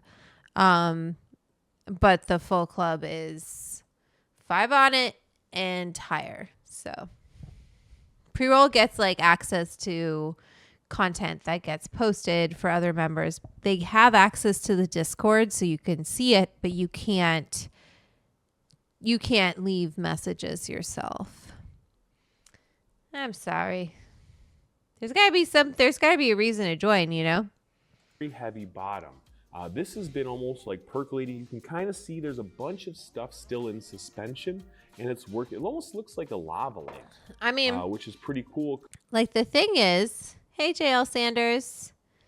Oh, good. Happy to hear you've been working. That's a good thing to be doing. It's good to work. I'm hope so. It should be $5 or something a month. I've gotten a bunch of different members. So I've gotten Okella would just joined. Jason Holmes. And yes, you just joined High Five. You joined High Five. Sorry, I changed the name to High Five, not 5 on it. Welcome to the club. So yeah, you have access to the Discord. You can go into those channels. You can put funny memes and chat with us, and put what you're smoking, what you're growing, your recommended books. Sometimes we drop shows in there, TV shows we're watching. Is anyone watching The Gilded Age? It's like one of those things where you're just, I don't know. It's kind of camp in a way. It's like kind of ridiculous. I love it. Anyway, they left us on a cliffhanger. If you haven't watched it, I won't give anything away, but latest episode. I am up to date. Okay, I'm distracted. Let's keep learning. Because a lot of that organic material is for my churros get here. Soaking up enough where it's sinking to the bottom. So we're seeing a lot thinner of a top and a lot thicker of a bottom, and let's not speed them up nearly again. As much perlite as some of the other ones. This next one is the Coast of Maine. Almost on the same level as the Build-A-Soil, a very heavy bottom layer, some particles still in suspension, but when you look at the top, it's a lot more perlite in that smaller area, so that's a lot of it that's still floating is that perlite. Okay. So you must use smaller pieces and have a lot more just lightweight mass to them. This Hi. next one is Indica, which is really cool because it's a really dark murky. It's almost like yeah. in the middle. Yeah. So it makes me think that there's a lot of nutrients in there that are working overtime. Wow. You see a lot of it in suspension, and it's a good even layer. The bottom layer almost looks like silk. It's a very fine particle. Where some of these bigger ones at the top, not as much perlite, but really dark in color. And next we have bioflower, which is really crazy because a lot of it floats to the top. And I think that's cool because that's going to show that a lot of the air mass and lightweight materials that they use is really going to help your plants in the long run because it's going to aerate those roots. There's going to be more area for them to infiltrate and grow bigger. I mean, we're seeing almost all of it at the top still, which is wild because they've been sitting here for almost 24 hours. So I'm interested to see what those pH levels are at.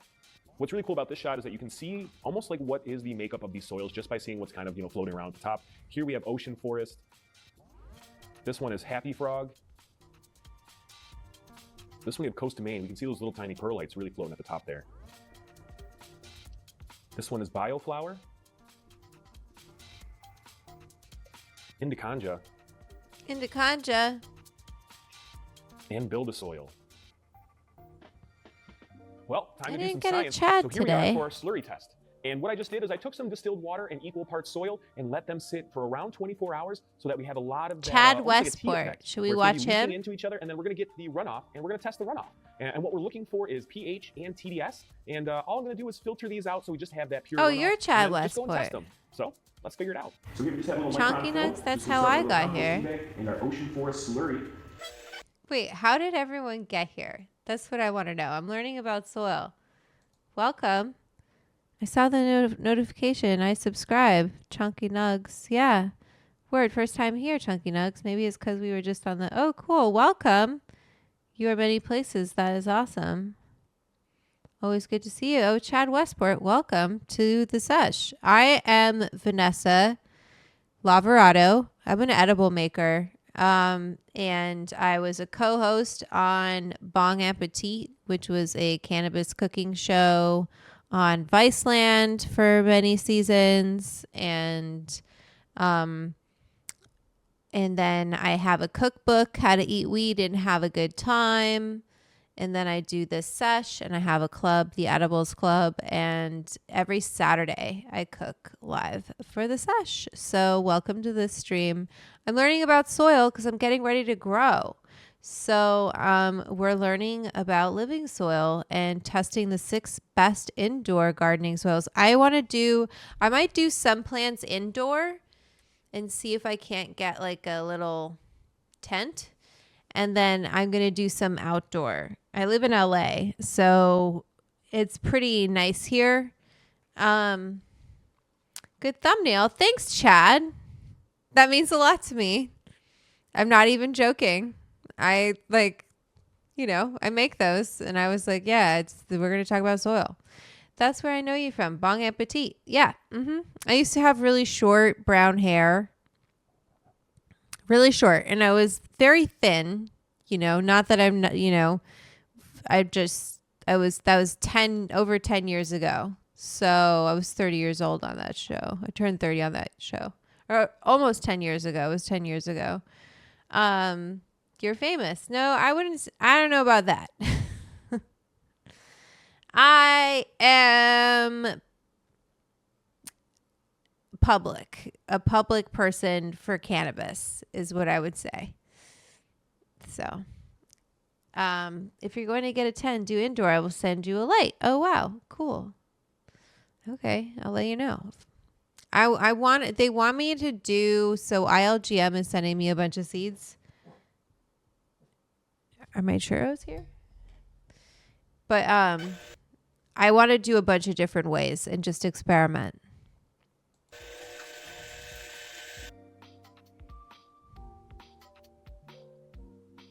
He's testing all sorts of things here. It's very cool. Whoa. Are they here? They're getting close. It's almost churro time. Test, I have a couple of the same size containers with a bunch of different holes drilled into them. So this is going to just kind of see how fast it takes the water to travel through these different soils. And the first one we have up is Ocean Forest from Fox Farm. This guy's so smart. All right, next up we have Happy Frog from Fox Farm. And what I think is really cool about this test is that it just kind of shows you how fast the water travels through the different soil mediums. So depending on how your plant likes its environment, that's going to kind of dictate on how much saturation or how much drainage you want your plant to have. Here we can see what BioFlower Bio 365 soils look like. Wow. That took a little longer. Next we have Indicanja from Purple Cow. Whoa. Pretty fast. This one is the Stonington blend from Coast of Maine. Okay.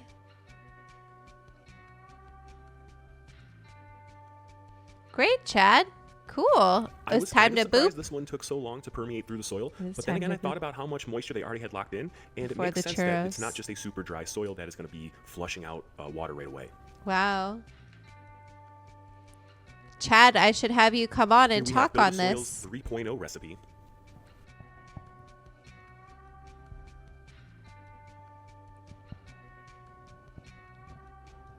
Oh boy. Moroccan peaches, you guys. Just a little boot. Well, wrapping up the drainage test, let's look at the winners. In first place, we have BioFlower Hi, from Diggler. Bio 365. I mean, with the soil composition, the way that it holds the moisture, and also that softwood biochar, which really ramps up root production, and the sheer amount of biology happening in the soil, makes it really good for first-time growers and long-time growers. In second place, we have Build a Soil 3.0 recipe. I mean, this is the ultimate organic growing experience. From the way that the soil I feel like is that's produced what and I should get. all the way till it arrives at your door, it's going to be an incredibly organic experience. Next, I have a couple of honorable mentions. The first one being the Stonington blend from Coast of Maine. This really rich soil is incredible for a long-term, larger size grow, especially rated for the 15-gallon pot, and it is jam-packed with a lot of nutrients. And I also have to give a shout out to Purple Cow, Indicanja. This is some pretty funky stuff. You know, each step of the way, I was even more intrigued with the finer particles that it has, the smells that was coming off, and it just feels like a really good soil that I'm actually really excited to try. Well, that's it for this video on the best soils going into 2025. These are industry-leading soils. So if you guys have any experiences with these ones in particular, or something else out there that you want to...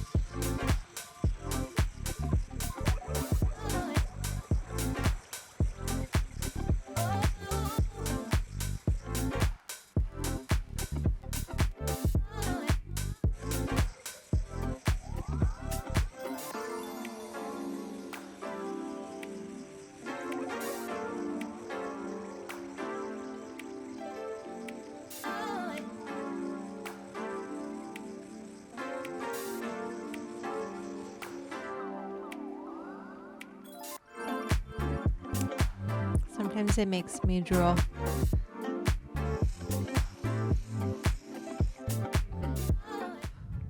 She's just a boop machine, and she don't boop for nobody but you. Boop, boop, boop, boop. Okay. Alrighty. Okie dokie.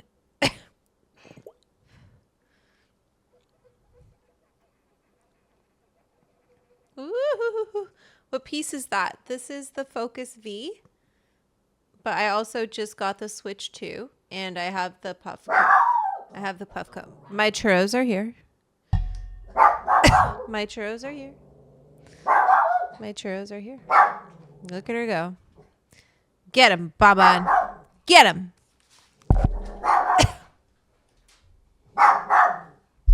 She's fierce. Baba, can you just chill?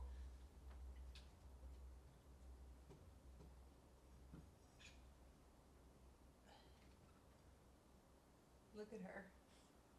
You're so fierce. He's so fierce. Yes. Don't bug the people. Yeah, you're okay. Yes, you're a good girl. Did you eat your dinner? Yes, you're so clean. Yes.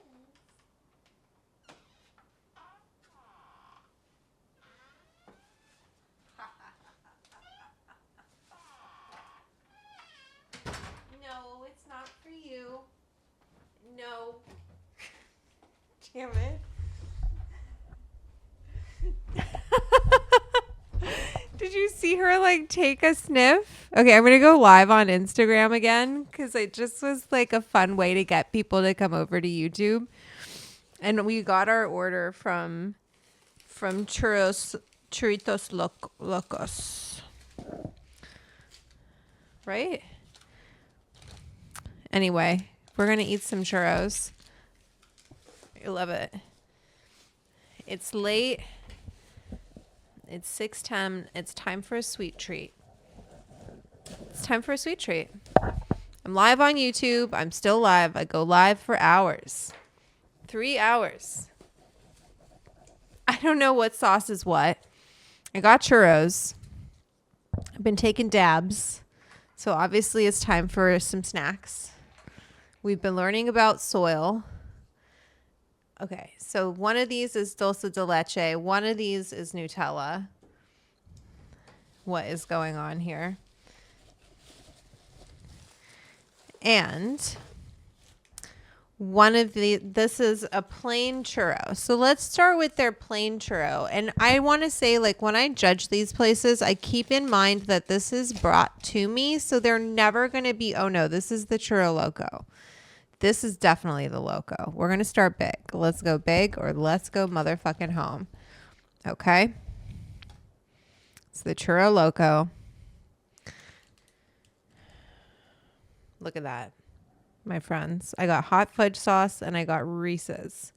I know. Okay. I know. I'm live on YouTube right now. If you want to watch what I'm doing, like better, come hang out with me on YouTube. Okay, you guys. I'm going to eat this for you. This Churro Loco. Chorrito Loco. These are not churritos. Okay? This is a regular. This would maybe be like a do you say churrone? Could you say like, how would you say big? That's how you would say it in Italian.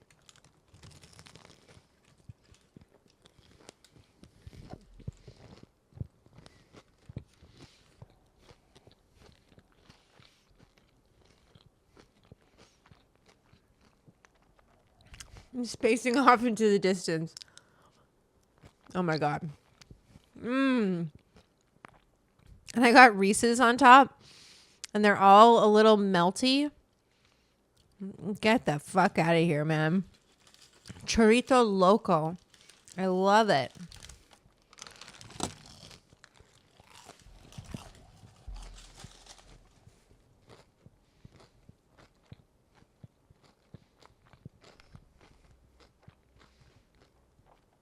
That is so good. Okay. And come back to that. away, fly. Shoo, fly. Okay, wait. I got to cover it because the flies are here. I just want to eat all the little melty Reese's. Uh-oh. Don't drop it.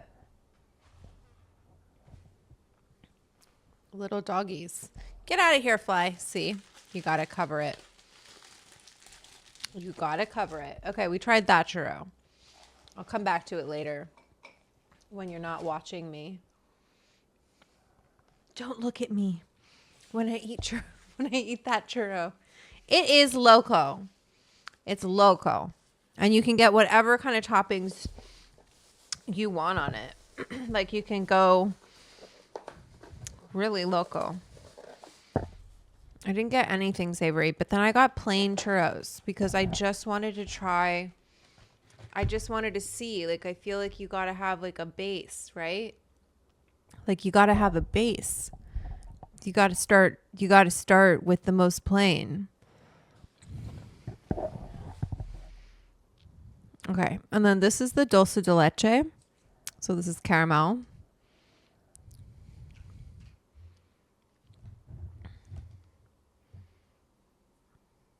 This looks very crunchy. I'm going to take a little bite without anything.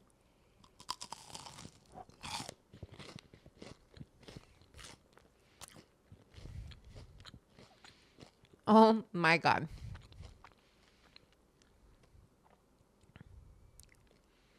Just a little dip.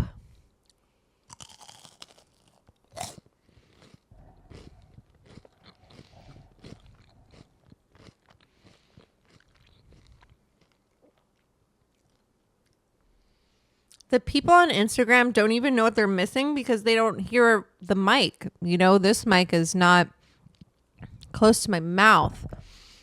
If you guys were all on YouTube right now, you could hear, oh my God, so this is Nutella, which like, duh. Nutella is cheating. But you all heard how crunchy this is. It's so crunchy. And then we have to dip both.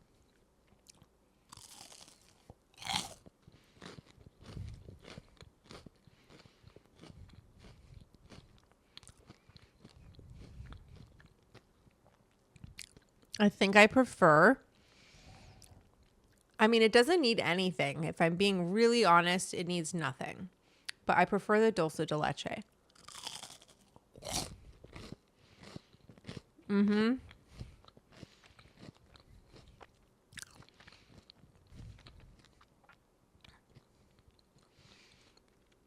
Yep.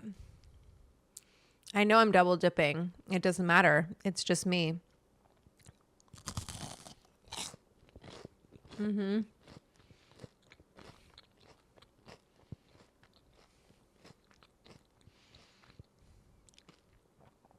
Who told me to get churro? I don't know, but you are so right.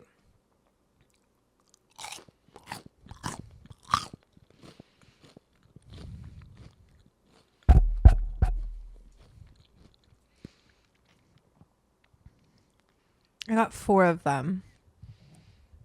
I got so many churro. People are really hungry. Wait, is there cannabis in there or no? No, this is, I should make churro for the club, but these are so crunchy. Oh, I know it's bad to lick my fingers. Sorry.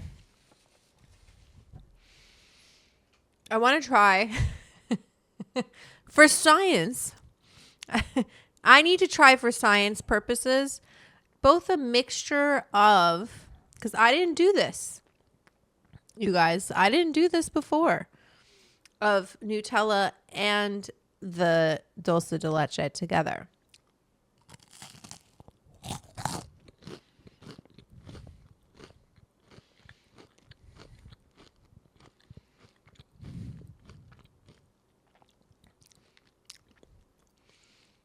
That might be, I need one more bite and then I'm stopping. And we're going to keep learning about soil, okay? And I'm going to stop this Instagram live. So if you haven't started watching me on YouTube, you should watch me on YouTube. I kind of like the double. I think it's good.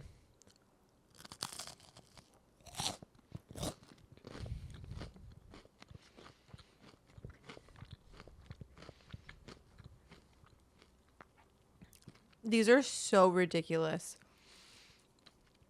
It's just Vanessa Marigold on YouTube. Same handle there. Vanessa Marigold. Let me know if you come over from Instagram. You guys. Madam Dram, you love it. The crunch is so good, right?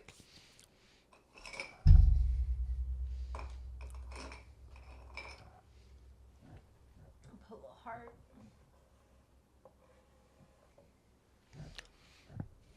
You guys, I need a little bit more. I'm going to eat 2. I'm eating 2. I don't care. It has to be done.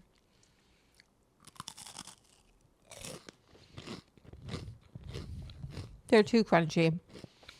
Oh my God. And the inside. I know that doesn't look ideal, but let me tell you, these are really great. The texture of them, they're really crisp on the outside. And again, these were delivered to me.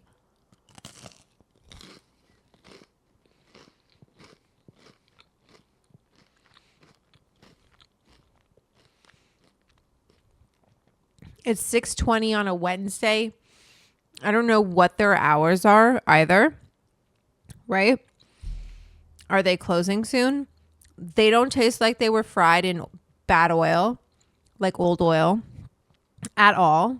They're really nice being delivered and having them still be crispy, crunchy. Yum. Having a really good time. And then we're going to go back to learning about soil. I'm not going to eat all 4 of them, but I am going to eat 2.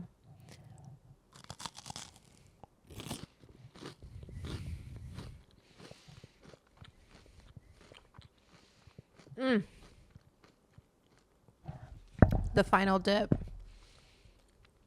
The final dip, my friends. These churros. Chorritos locos. No. Chorrito loco. Crazy chorrito. They're not little. I want to see what like a big one is. And then this was the... Is this the same kind of churro? No. This one is the loco. So the other ones I showed you was the box, was the plain churros. This is their loco. I know it looks kind of like a not appetizing, but it's twisted. Try to put it in front of my eyes. There. It's twisted, you see? And I put Reese's peanut butter on it. Cuz I'm a little loco. Fine, I'll take another bite of this one. Not as crunchy as the other ones.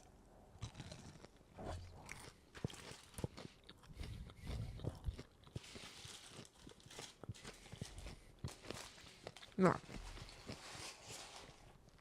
If I'm going to spend like I don't like to think like that, but if I'm going to eat something, it's the plain ones. They're so good. I need to clean my mouth. The bigger one I don't like so much. Not that I don't like it. If someone gave me that, I would eat it. But I really like I really like these ones.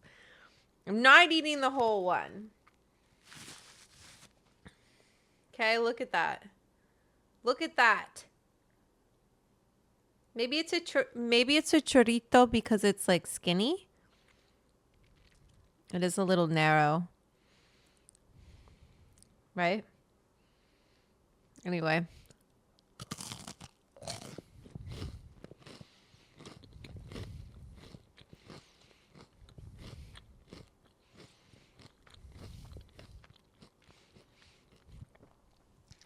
They're ridiculous. I didn't need to know this place existed. I didn't need to know these existed.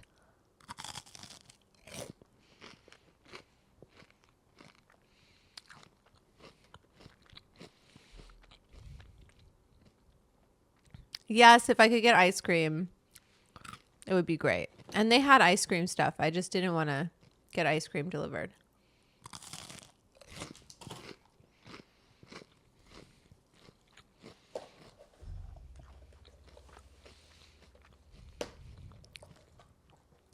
I just want to eat them all.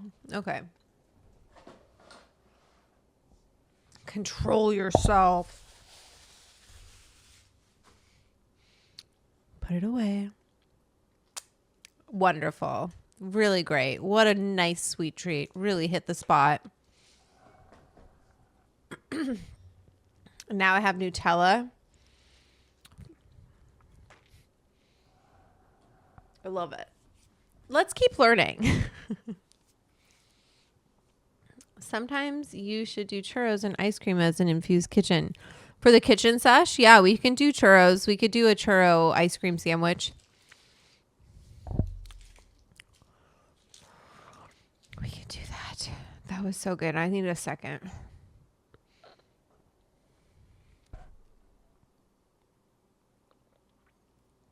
Drink a little water to help the insulin. Sweet Creation's been there. Try the churro as a one hitter. Actually, it probably would work as a one hitter. Should I? I don't want to waste it. I could. Well, damn it. Now I got to do it.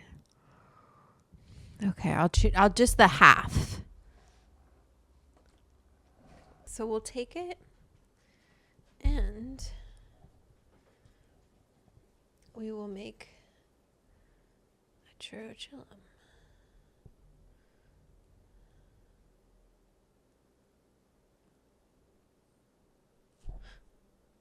Careful. Okay.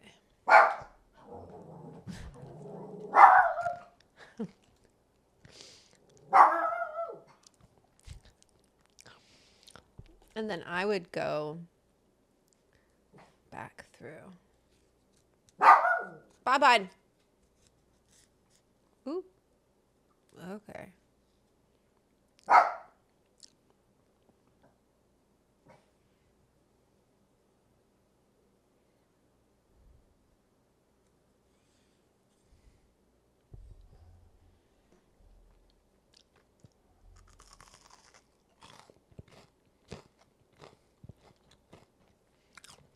Needed to be doctored a little bit.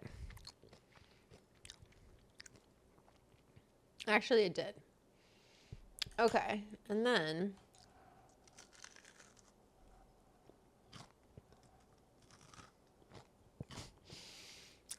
it's getting shorter and shorter.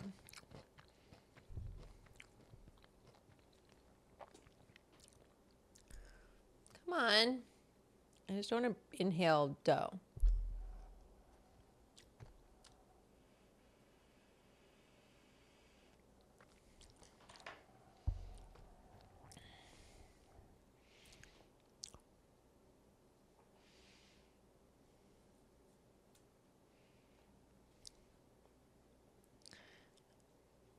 I'm going to leave it kind of like not ground so it doesn't break.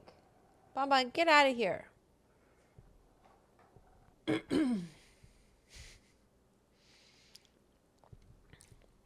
churro chillum.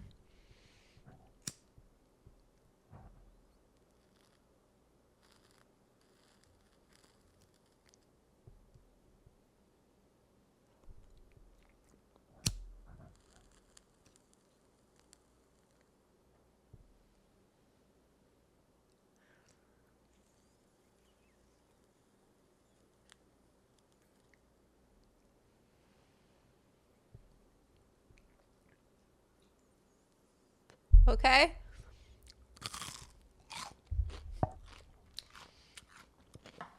Yuck. Yuck. Ooh. Oh no. No, Bonbon, no. No.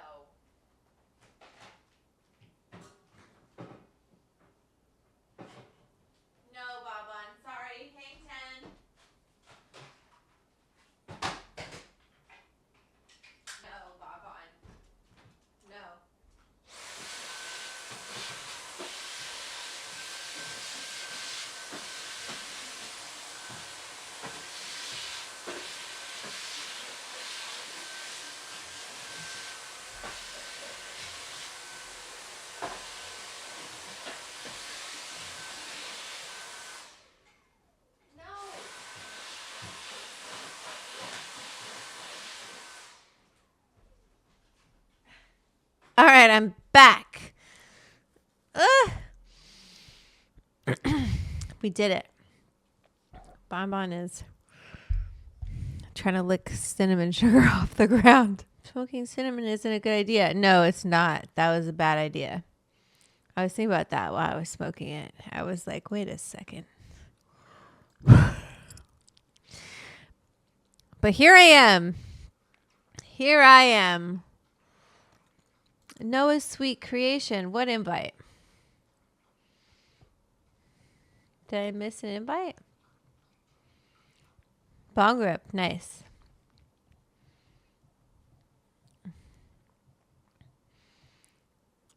Oh, you miss watching Bong Appetit? Yeah, you can mention it. I did a reunion episode not too long ago. I don't have a problem with Bong Appetit. Let's go back to this. And then I wanted to watch something new. Something new, everyone. We're still learning. That was so fun, though, to eat those. It was a good time. I'm going to have a salad for dinner, though. Question is, do nutrients really help? Yeah, they do more than help. They're pretty vital to strong plant growth or growing plants at all. So two different ways to give plants nutrients. One is through organic matter breaking down like you have in soil or that you have out in nature, in the ground. I was like, why is this guy so intense? And to be fair, I have him like super fast. Wait, did someone send me a super chat and I didn't notice? I'm going to make you guys a little smaller so you're not on my face so much. CJ, my bad.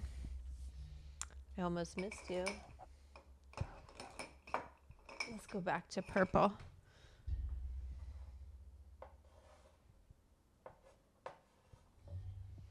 You're on the board, CJ. You're on the board. My bad.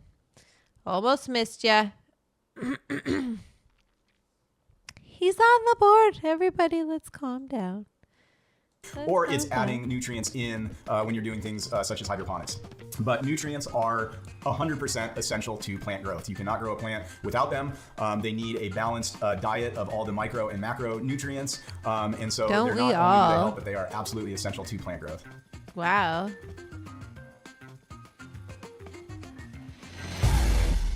Oh, that was it. That was it. That's all he had to say about that, my friends.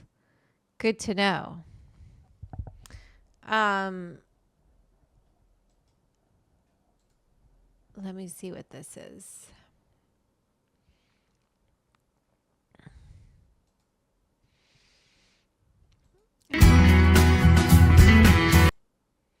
Okay, this is really long too, but let me... Why does everything have to be so long? Probably because it's complicated. All right, this is John Kohler with GrowingYourGreens.com. So we have another exciting episode for you. In this episode, we're going to share with you guys a really cool garden and a new way to grow some unavailable herbs, right? I've shown you guys in the past how you could grow it in a big hole with like the TD series last year. But honestly, guys, as much as I love TD and he's doing some great stuff and sharing a lot of good info with you guys, it may not be a practical way to grow the medicinal herb for most people because, it takes he invests a lot of time to grow giant trees, to prune them, to pull them and play with them and do it really right, to maximize the yield, but also the quality. So what I want to show you guys is a different way to grow medicinal herbs, whether you want to grow cannabis or otherwise, and it's just in your standard raised bed gardens, right? Honestly, guys, this is how I would grow cannabis along with my other vegetables, because to me, it's not any kind of special plant we should worship or hail or anything. It's just another herb on the planet put here by God or whomever you believe in that by proven science has some medicinal benefits. I personally don't like to get the high effect or the intoxication effect personally, but I do like all the other health benefits from the cannabis. But look at this, guys. This is cool. Growing the cannabis right here next to the sugar that have been growing all winter. See, that's my dream. This is the way to have living soil, because literally this bed is never fallow. It's never empty. There's always real other vegetables growing in it. And even a diversity of vegetables. So, hey, I love living soil, and living soil is great, and doing a living soil cover crop, a can of sewer crop is great. But what's even better than a can of sewer crop is growing all different kinds of plants, because every different plant will send down different root exudates that'll feed different soil microbes to improve your soil. So, in this bed, he's got spinach, he's got the sugar snap peas, he's got the strawberries over here. Over on this side, he's got the calendulas. Calendulas are edible. I just ate one of those. He's got lettuce in here. He's got some this guy's funny. He's got a cucumber in here. He's got more plant starts going out. This cannabis is going to go in the bed here pretty soon. So he's growing a diversity of things. Look, this bed, he has carrots, more sugar snap peas, and check it out, cannabis plant in with the kale, right next to the kale. I mean, seriously, guys, this is 12 inches away. Wow. And then you've got the They don't look arugula great, right though. here, flowering right now. The sunflowers in the back going to get nice and tall. And of course, for your living soil, you got to have some mulch. So he's mulching here with his grass from his lawn. And check this out. This is his cannabis plant. But let's lift it up. Look at that. That's some living soil right there, guys. When you like lift it up and you see earthworms right underneath where the plant is. This is some good soil right here, guys. Look at that. All right, so what I really like here at Teal Farm, which essentially is just this guy's backyard, is that he's really trying to like grow a lot of things together next to each other, but like look nice at the same time. So check this out. He's got a wine barrel. Oh wow, got, look at strawberries planted around it, and then he's just got a cannabis plant in autoflower currently flowering. But then also like behind, look, he's got like different raspberries and berry plants going off too. And then down below the pot, you know, he's also got more strawberries happening on there, you know. So, I mean, this is how nature works. Nature's not a monoculture, right? So growing 6 cannabis plants in your backyard is great, but what I think is even better is growing plants together with other different kinds of plants, right? No human likes to be left in isolation, right? We all like to be in community. So do the plants, and more importantly, in my opinion, so does the soil. The soil likes a lot of different roots going into the microbes to just flourish. So what I want to do in this episode is we're going to go ahead and show you guys actually how he starts some of the plants that actually end up in his garden, including maybe his cloning and his mothers that he's got going on to ensure that he has good quality females. And then we're also going to show you guys some of the nutrients he adds to create his living soil. And then at the end, we're going to go ahead and interview Seth about his living soil so that you guys can learn more about how he grows his cannabis, which is a lot different than how I've shown it grown in the past. All right, so this is where it all starts. Since we are here in the springtime, right? He's got his baby plant starts, sun gold, tomatoes, buchaloka. You can see he's like really anal about labeling. So everything. he starts like that. He's Wow. got some cannabis mixed into some of these pots, and then also he's got them. Look at all those lights. And he's got wow. lights here. And you can wow, see on a heat mat. Dome too. Look at those little babies, how nice they look. To the grower here, wow. cannabis is just another plant that should be treated just like another vegetable, right? And this is what we all need to get over. We're like elevating this cannabis plant to some special status, and really it's just another vegetable. Look at that guy's garage, like garden. Vegetables. Now, aside from starting his own seeds, he also has some other plants that I want to show you guys real quick. All right, check it out, guys. We got the Ultra HD by Seville Classics from Amazon, nonetheless. And check it out. This is his little grow room. Wow. So he's got the white rose LED lights right here. It's generating some nice heat. And first, I want to show you guys actually what he's got up top. So check it out, because it's nice and warm in this little box, right?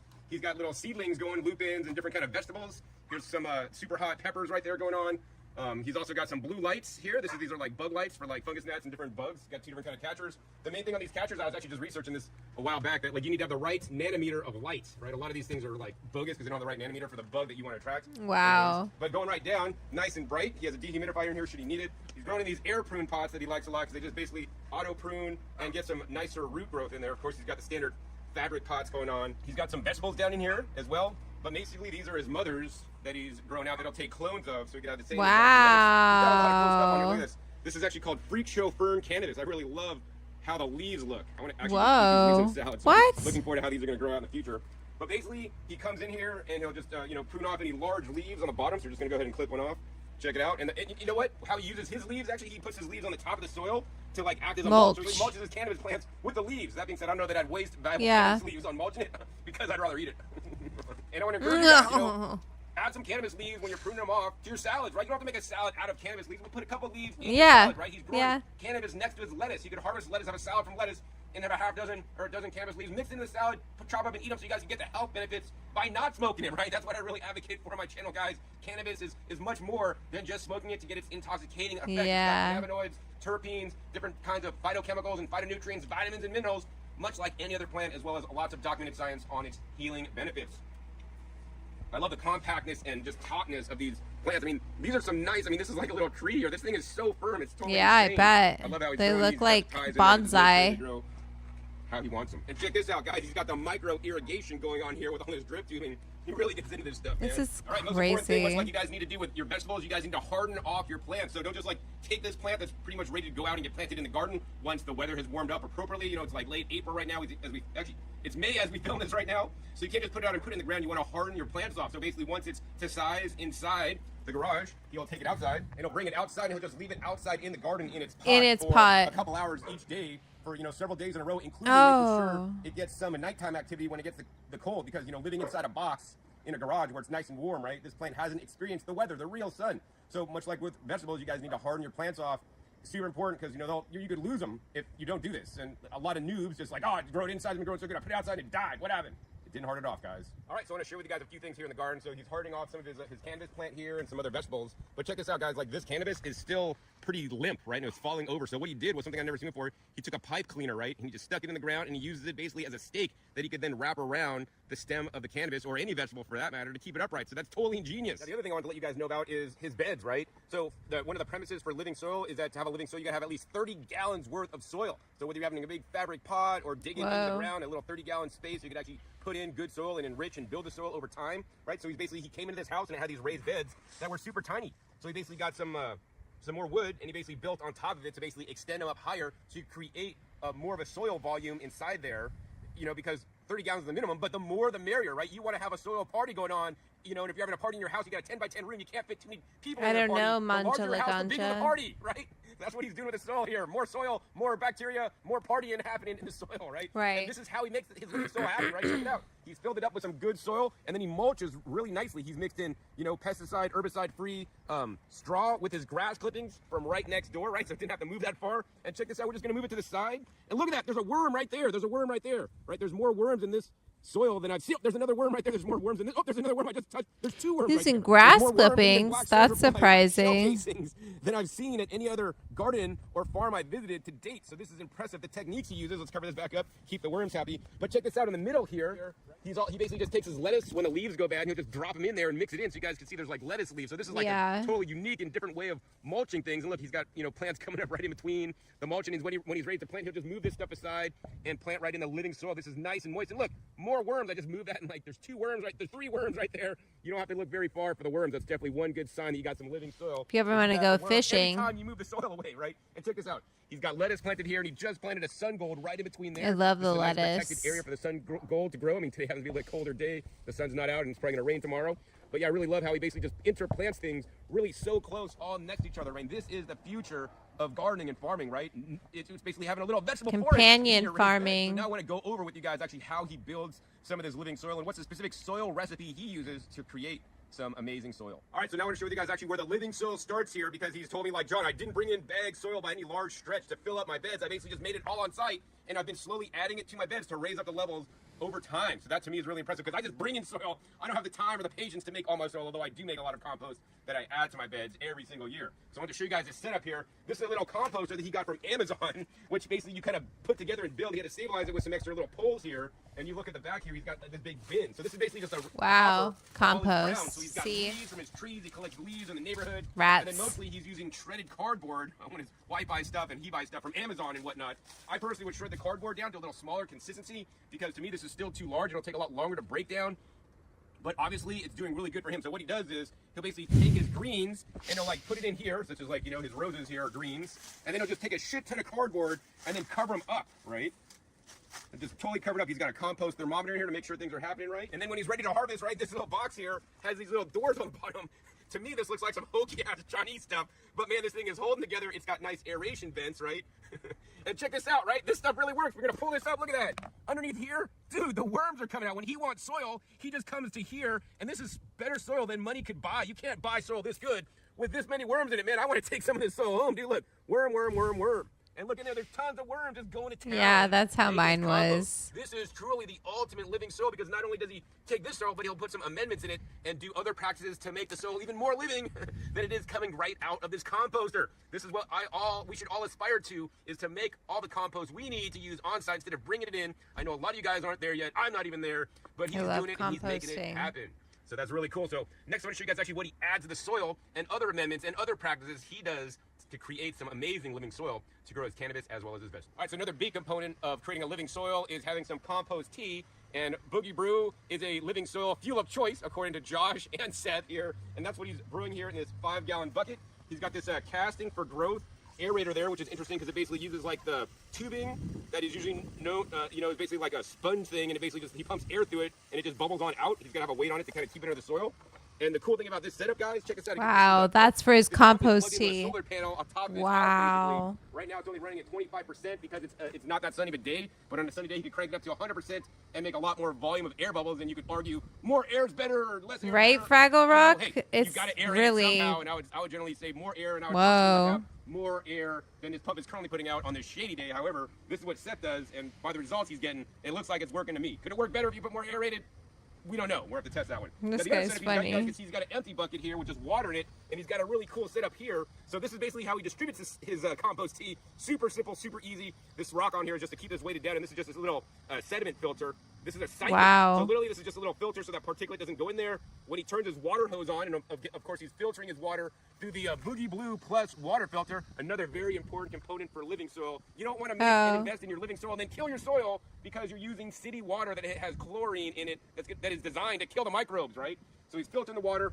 I you can see. This, basically, this tube is a siphon valve that is an add-on for his hose. So anytime he waters, he basically will turn this on, and once he puts this in the compost tea, when it's done, it'll basically suck up the compost tea through this hose and inject it into the watering line, and that's when he waters his plants, and it'll take some amount of time for him to basically siphon out all this and dilute it into the water as he waters. So that's kind of ingenious. I just like to take basically a hand can of like watering, put my tea in here, and then just water it out, and then I'll actually go back and water it in. So yeah, he does it a little bit differently. So that's kind of cool. I mean, this kind of makes it a lot more seamless. You don't have to deal with a watering can. You can be like, oh, my tea's done. I'm just gonna go ahead and water my garden now and right. the tea. So that's kind of cool. All right, so now the next part of this video is I don't want to scare you guys, but Seth here uses a lot of different amendments. Now here's the thing, guys. You guys don't need to buy all these amendments to have an amazing garden. There are some selected amendments and things that I think people should use to basically up their game. Maybe Seth, like me, maybe goes a little bit overboard and buys like extra stuff. So really make sure it's cool. But you guys, honestly, I mean, for just like this one extra thing, it might make it go that much better, right? But there's some base things that I definitely want to encourage you guys to get, and we're going to go over, just some of the products that he has, and I'm going to show you guys what they are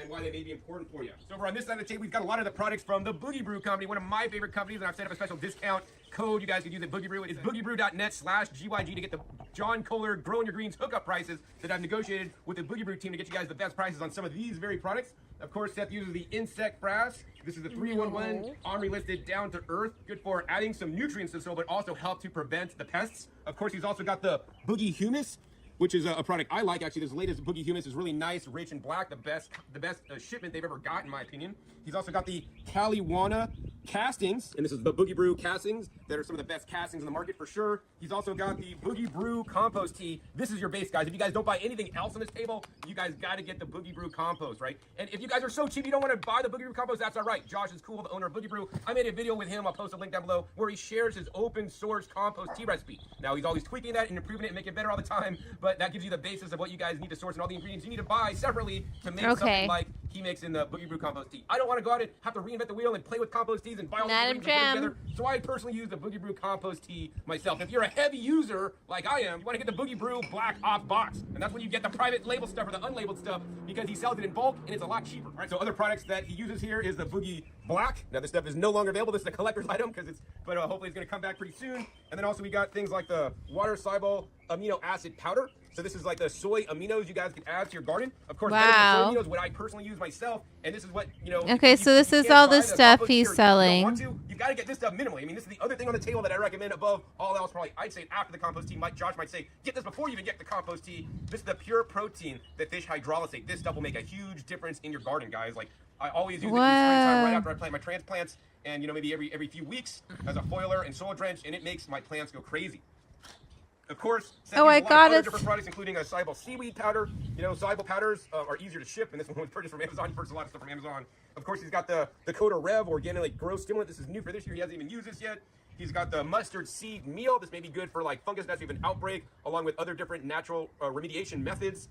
Mustard seed meal. Oh, this is the stuff he likes a lot. The Stonington Blend organic plant food with lobster, kelp, and worm castings 524. So this one, just reading it, I'm like, you know what? You guys need to have like lobster and stuff from the ocean put into your garden because a lot of the impact or the nutrients or the different, chitin from the ocean, crab meal and lobster shells and all these things, so valuable. And then moving over, another one of his favorite companies is the Build a Soil, and this is the Craft Blend Nutrient Pack. Of course, I visited this company in Texas, link down below for that video when I went years ago. The Micro Life Fertilizer. I love this Micro Life Fertilizer. I don't use it anymore, but this stuff is bomb if you're looking for a singular fertilizer. Of course, before I bought the Micro Life, I would get the Pure Protein one-stop shop right in this one. This is a lot easier. And this also, I like that the Pure Protein also has some bacteria in there, so it'll kill like little kind of worms and whatnot, like cabbage worms and whatnot on your plants. Of course, for some living soil, you also need some mycorrhizal fungi. As much as I need to get some of these things. We've got some granular mycorrhizal fungi, and here's a different microbe complete biological soil inoculant. You guys, send me more super chats.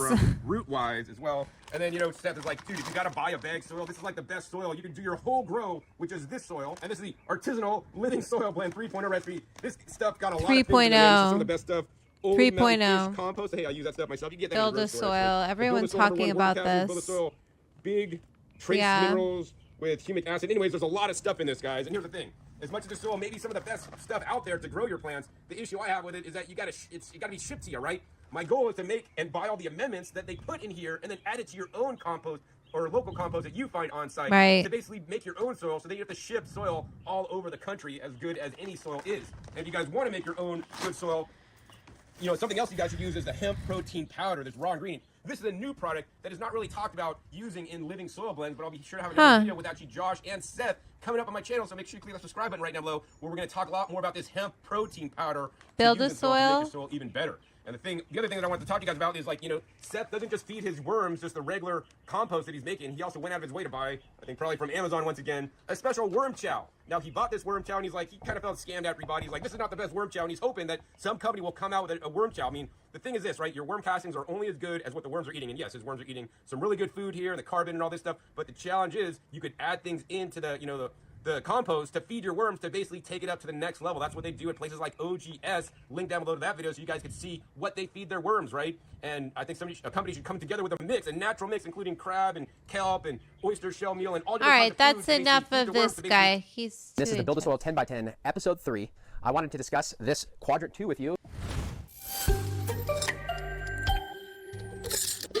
You might have noticed from the last video, we just finished the transplanting. Rolling into that next, we need to fill up the 3x3 planter that I told you we're going to use in this area. And to do that, I'm pretty excited. Underneath this table, we're actually going to move this out once we get the females. Hello and welcome to the Build a Soil YouTube series. This is season. Whoa. What do we want to watch?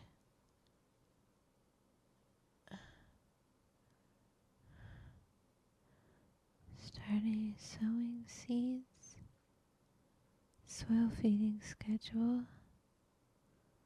tropical.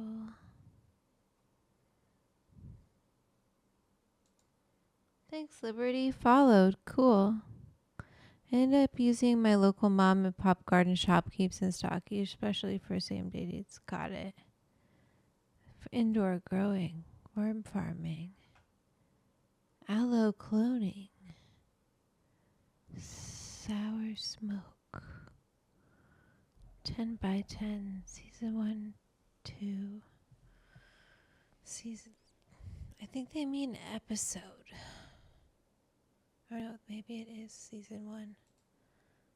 Come on in the front door here. Let me show you. Let's go on in and take a look at the grow.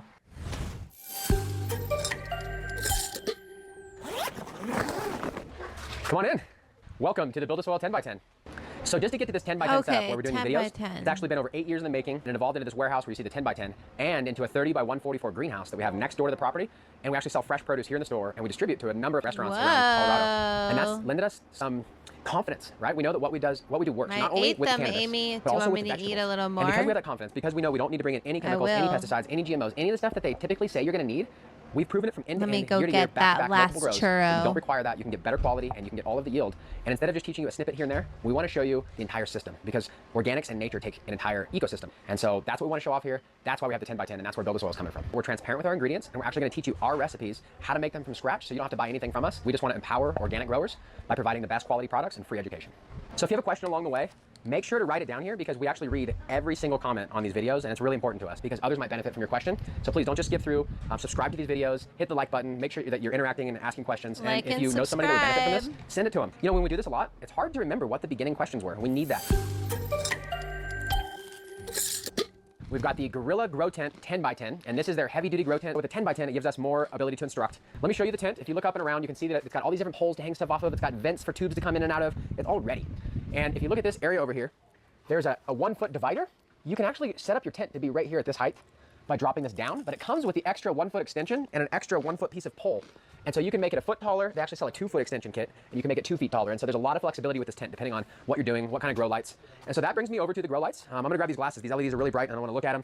These are the LED full spectrum grow glasses, and they are made by Method 7. We just got the most affordable pair because they're just here for the grow room, and it really makes a difference on your eyes. And up here as I look, these are the Cypress 8. There are 8 bars of LED strips. They're one of my favorite grow lights. We're gonna be using them in these two areas. They're both the same light. And then over here in this area, I'm gonna break it down by quadrant, but in this area we've got cobs or chip on board. It's a big LED instead of hundreds of small LEDs. And this 50-watt cob, there are 12 of them. So this is a 600-watt setup. These are over 700 watts. And then above the vegetables in this quadrant 4, we've got a really interesting do-it-yourself setup. They're 100 watts. It's a Vero cob, and I had these in the garage of my house. So I just brought them down, clipped a wire onto it. Super easy to grow food in an area like this. So now that we've discussed these grow lights, I'm gonna take my glasses off and I'm gonna talk about each one of these quadrants, what you can expect in the coming months that we're gonna document, and why you might wanna watch along. So in this front quadrant, we're actually gonna be moving the lettuce out of here, but this is there because we have extra space. These are Jericho lettuce heads. I'm gonna actually move this into the food growing quadrant 4. And we're gonna take 2 earth boxes and we're gonna grow them in this area. Yeah, they're all kind of intense. You can't teach people how to be on camera. Also, I'm like speeding him up, but it's a lot of talking. Michelle, I sped him up. Here's him normal. Part of what we're doing to highlight the differences, we're gonna do a brand new earth box, which I'll show you. We'll put some wheels on it so it rolls around like this one.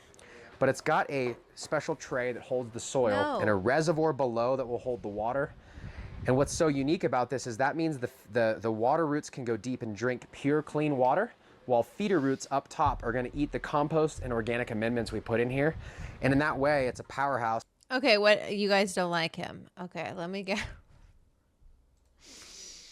me do something else then.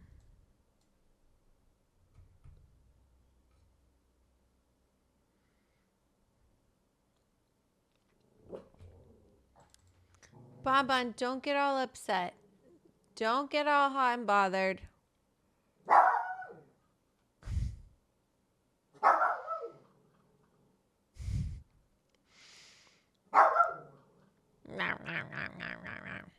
That's what she does. I'm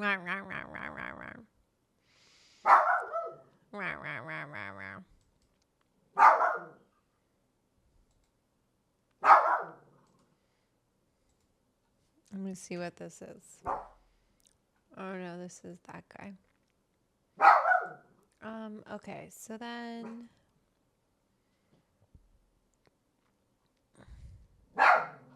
oh my goodness, Bonbon.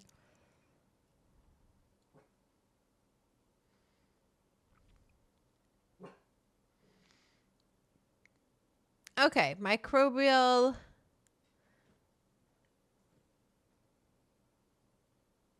living soil for cannabis.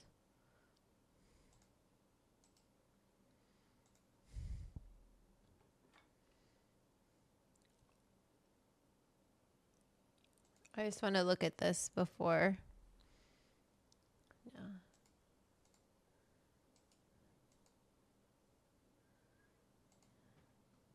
Okay, let's see.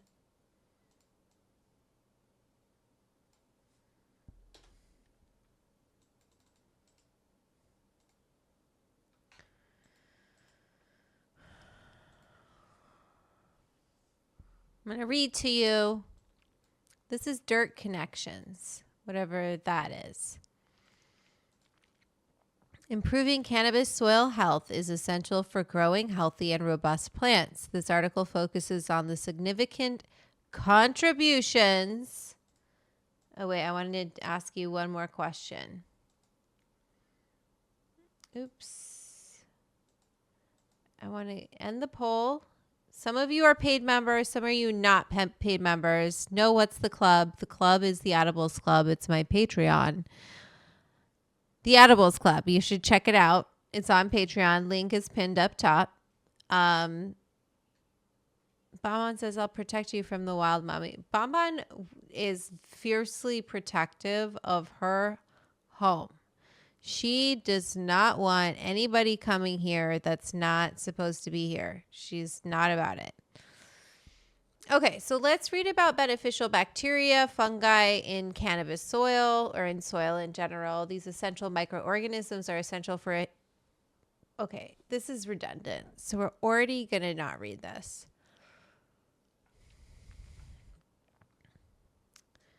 Okay. for example, mycorrhizal fungi, a type of beneficial fungi, extend their hyphae fungus filaments far into the soil to increase the root system's reach, which helps the plant absorb water and nutrients, particularly phosphorus, more efficiently than roots alone. Got it. So we need these beneficial bacteria to help the plant to be able to absorb nutrients, just like we need those kind of bacteria in our own gut biome, right? We have our own microbiome in our gut, and it helps us absorb nutrients. There you go. Look at that analogy. We're just like roots. We're just like growing plants. Combating, so then also having a very kind of diverse soil with a healthy microbial system is it helps to combat pathogens and pests. So certain bacteria and fungi produce compounds that are toxic to common cannabis pathogens and pests. These natural biocontrol agents can reduce the need for chemical pesticides and fungicides, which is particularly important for organic cannabis cultivation. Harmful microorganisms such as Erwinia amylovora, whoa, the fuck is that? Fire blight. Let's look at this. Fire blight, also written fire blight, is a contagious disease that affecting apples, pears, and some other members. So it's not, does it affect cannabis? Fire blight? Scorched leaves. Oh yeah, I guess I've seen that in cannabis. Tissues. Dull gray appearance. Shepherd's crook. Huh. Interesting. And then let's see this one. It's a gram-negative bacterium that is a member. Okay, family of bacteria that are commonly known for their association with plant disease. Parasitic. Huh. Okay, so having a healthy soil can help fight those kind of diseases. So when you see those things coming up on your plant, you know, obviously you're trying to prevent them, but if they do come up, it's like, okay, I got to look at my soil. Instead of just automatically going to spray the plant or something like that. It's like, how can we help the soil? Implementing beneficial microbes in cannabis cultivation. For cannabis growers looking to leverage the benefit of cannabis soil microbes, there are several strategies. One approach is to use microbial inoculants, which are products containing beneficial microorganisms. These can be applied to your cannabis soil or roots during planting. It's important to choose the right type of inoculant for the specific cannabis soil conditions and cannabis strain. Another method is to encourage the natural growth of beneficial microbes, which you can achieve through practices such as composting, and which adds organic matter and nutrients to the soil, creating an ideal environment for microbial growth. Ugh, I wish I could compost. What a bummer. Cover cropping is also an effective practice. Certain crop can increase the population of beneficial microbes in the cannabis soil. So like I have some beans out in my raised bed. I could always like cut some of them down to make room for the cannabis plants, and then they'll put nutrients back into the soil. Especially beans. You're not feeding the plant nutrients, you're feeding the microbes. They break it down and poop out what the plant uptakes. How very interesting. So this isn't a good article. It's kind of like basic bitch article is what you're telling me. Okay. All right, you guys. Do I have anything else that I want us to read?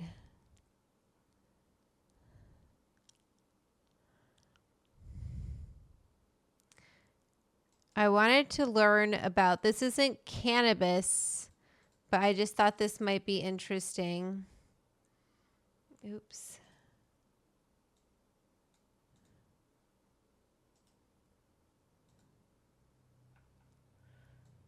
Okay. Let me see how, oh no, it's too long. I just wanted a little clip, but I wanted to look at cannabis terroir. Let me look up and see if I can find something.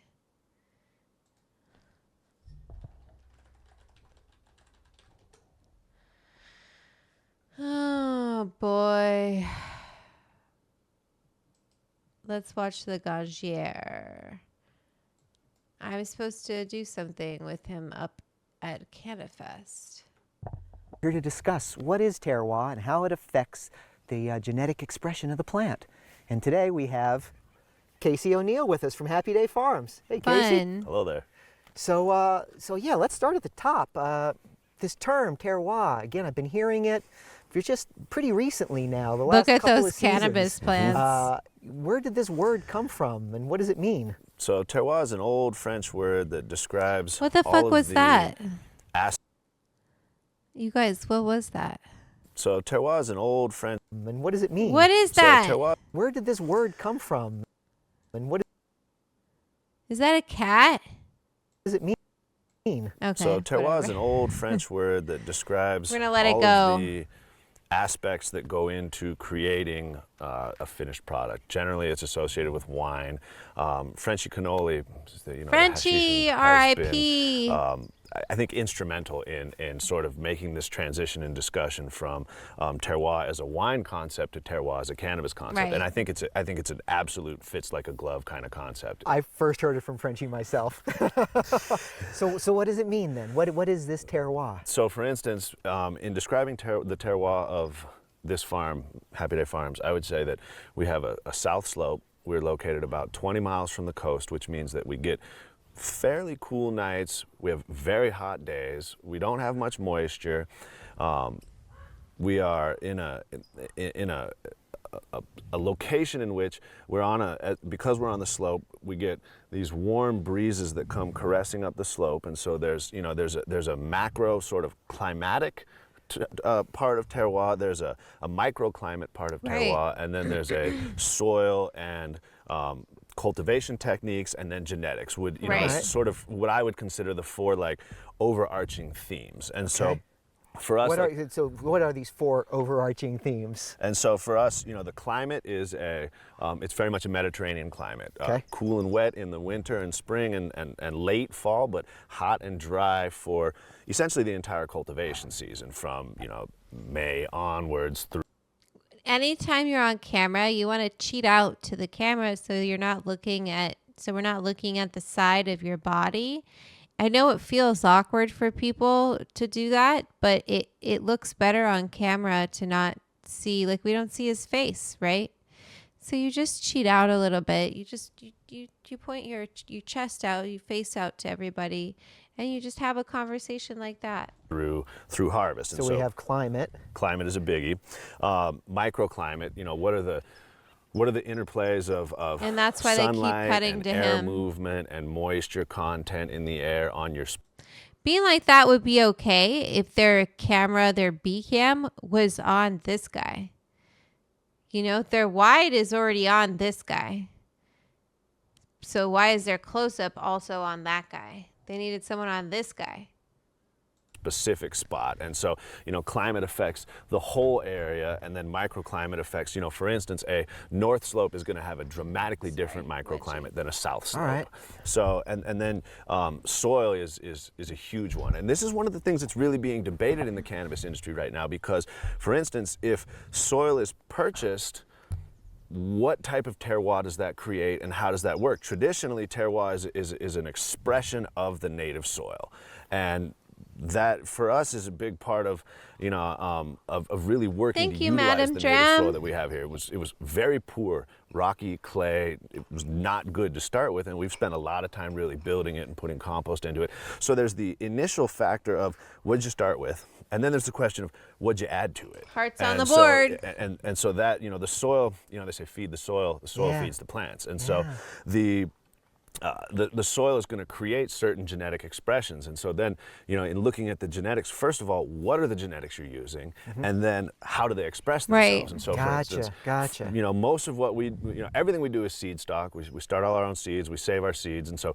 we've been acclimatizing these varietals to this location for the last several years. And so they are unique expressions of this time and place. And so our terroir would be, a combination of this south slope with this Mediterranean climate, with this specific soil profile, with these specific genetics. And then further, there's the question, so those are sort of the tangibles. And then there's the intangibles of who is doing the cultivation. What is their style of cultivation? How much are you cleaning out the plants? Are you pulling them? Are you tying them? How are you, what's your structure method? And this is all part of the terroir. I would say absolutely. And then also, what is the mind state of the farmer? And this kind of goes into that question of can great cannabis be grown anywhere? And I would say the fundamental variable there is love. And it's about the love of the plant. And I think that there's a dramatically different expression that occurs when the farmer is in tune with, it's kind of the old hippie energetics thing where you're talking about this source of consciousness shift that's going on in the world. And, from as simple as, I was having a bad day, I smoked a joint, I felt a lot better. Sure. It's this sort of, this ripple effect. And so when you look at it from a production perspective, I think when you lose that love, I think you lose a certain part of the quality that is, it's intangible but inestimable. I like his So weed. What I'm I hearing smoke then his weed. Is that terroir, effectively, it's the inputs that the plant gets from the region that it's being grown in, and how the plant ultimately expresses itself genetically. Yep. So we've touched on all the various inputs that make up terroir. If you had to put them in an order of importance, what's the most critical of these inputs to the end? I think I would liken it to the concept of the food pyramid, in which, you're going to start with your basic climate, your slope and aspect, which way you're facing, whether it's north, south, east, west, what are the weather patterns, is sort of the building block. And then next is the soil. What are you working with in terms of soil? What are its components? What have you added to it? Then your genetics, because these are going to be both an expression of sort of the proclivity of the farmer if you've been working on these genetics and building them over time, but they're also going to be an expression of what the soil is capable of producing. And then sort of on top of that is this question of how is it grown? What is the scale? And how much attention is each plant getting from the farmer? And sort of that intangible, the question of love. Yeah, just small batch cannabis grown with love. Absolutely. Craft connoisseur production. It's, to me is extremely important. And it's this question of, as a farmer, I can only work on so many plants. And terroir is this expression of both the land, the climate, the plants, and the farmer. And so if I'm not able to provide the love and good energy to each of the plants, I think you end up with something missing. So effectively, it's really all of these components coming together to truly create that special herb that we're all seeking. Absolutely. And it's interesting, I think there's a lot of good cannabis out there. I don't think there's very much great cannabis. And I think terroir and the expression of all of those combinations is really what has the potential to create great cannabis. I'd have to agree with that opinion. That was fantastic, Casey. Thank you so much. Wow. My pleasure. Not a lot of great cannabis. Okay, you guys, I feel like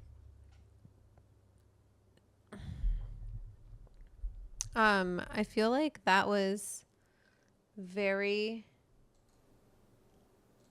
It's the forest and really outdoor. I picked up some of the woods and it was some really good buds. Yeah. The Emerald Triangle up north. Anything like Emerald Triangle is legendary. I think when I think about terroir and I think, or terroir, and I think, that's what I think of when I go in California. I really think about the Emerald Triangle, the Green Triangle, Humboldt, and it's just, they've been also cultivating for many generations. So they have different techniques and knowledge and tricks and secrets and things like that. I get why people who are cultivators get upset with me when I say things about making edibles, because they're like, hey, I've been growing for decades and this is how we make our canna butter. And I'm always just like, that's cool. I've just run lab testing on it. And like, if you're looking at how long does it take to get the cannabinoids into butter, oil, doesn't take that long. Turns out, which makes sense, because if you think about where the trichomes are on the plant, they're not inside the plant, right? Like this rosin, this is not from inside the plant. It's on from the it's like inside the buds, yes, but on the surface, right? It's not like within the plant. It's on the surface of the plant, all over the flower, all over them.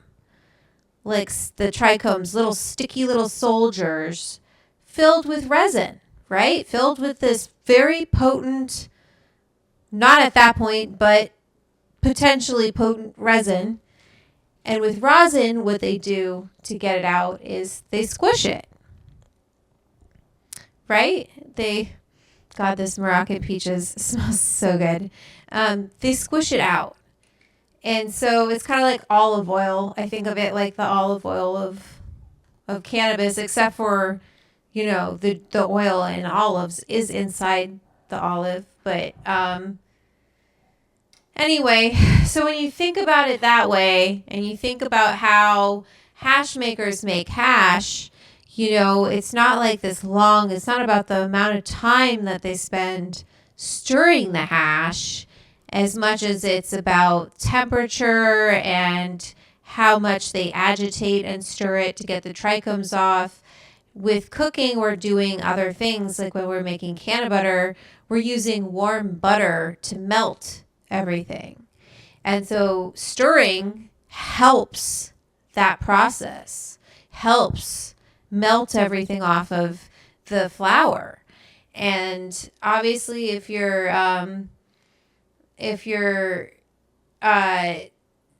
using concentrates, this whole conversation is moot. But if you're not, it's what I talk about in my cookbook, because I just think I know there are a lot of people who really only have access to flour, and they want to know, how long does it take to make canna butter?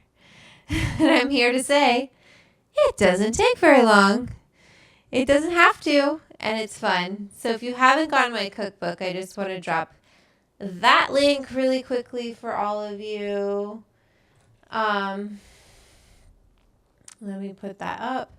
So this is the main Simon & Schuster link. Okay, so if you want to get it, don't get it from Simon & Schuster. Get it from like Barnes & Noble or whatever. And then if you want to help get me a commission, and I think that, they have a pretty good price on the Amazon book. Get my cookbook on Amazon. So here's the deal with Amazon.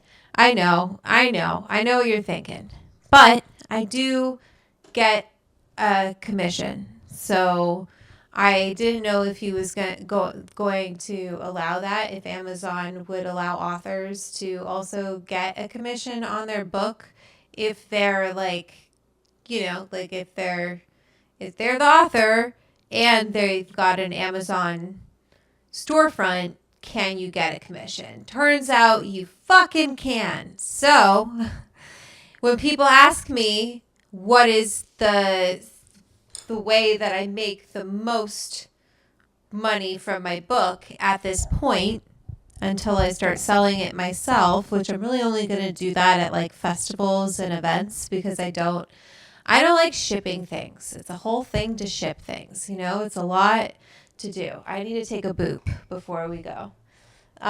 So Amazon is actually a pretty great place to order my cookbook from, and it really helps the algorithm. If you haven't left me a review yet and you have gotten my book, please, and you like it, I guess even if you don't like it, that's okay. How did this bonbon hair get in here? Try not to touch the rosin. Bonbon hair. Oh no, I cleaned it out. I was like, did I leave that in there? I always clean it out. Ready? Boop city, bitch, boop. Oops. Booped it down. Boop, boop, boop. Yeah, Barnes & Noble is a cool store. Whoever you want to support. I'm just giving you the heads up on like everything with me and like how it impacts me. 1, 2, 3, 4, 5. Wait. There we go. And if you know, like if you just, I don't know, please leave me a review. It really helps. It really does. Helps a lot. Helps so much. Let me know if you had a good time this evening. I feel like we did. I feel like Mama's not sitting in her chair.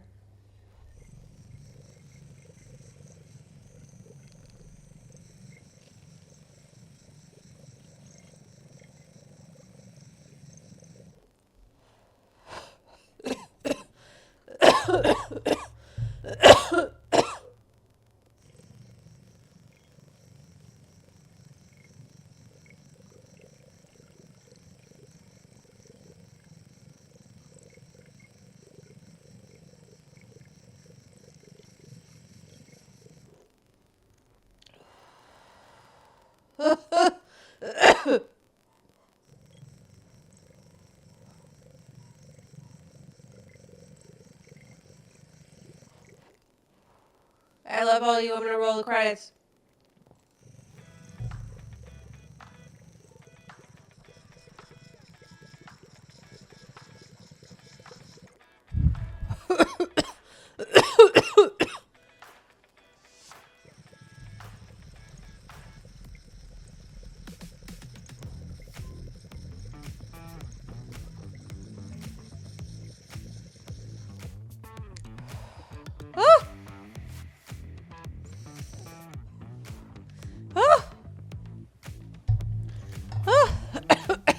These are all of my club members, my paid patrons from the Edibles Club. That is Bon Bon squeaking in the background. She has her toy and she's saying, "Get off your fucking mic, mommy, and take me for a walk and pay attention to me. I'm the baby." Anyway, thank you all for the super chats. Thank you for this evening. Thank you to my club members, my Edibles producers, Madam Dram, Lindsay Gabriel, Chris Core, Nina Berries, Miranda, Eddie Moretti, and all of my club members, my Quarter Up members, my Bounce for Ounce members, my High Five, my pre-roll members. If you haven't joined the Edibles Club, the link is still tagged in the top. You can join. You can see your name here. I'll put your name in here. That's what I do. I'm very good at it. All right. I hope you guys have a great rest of your week. Remember who you are.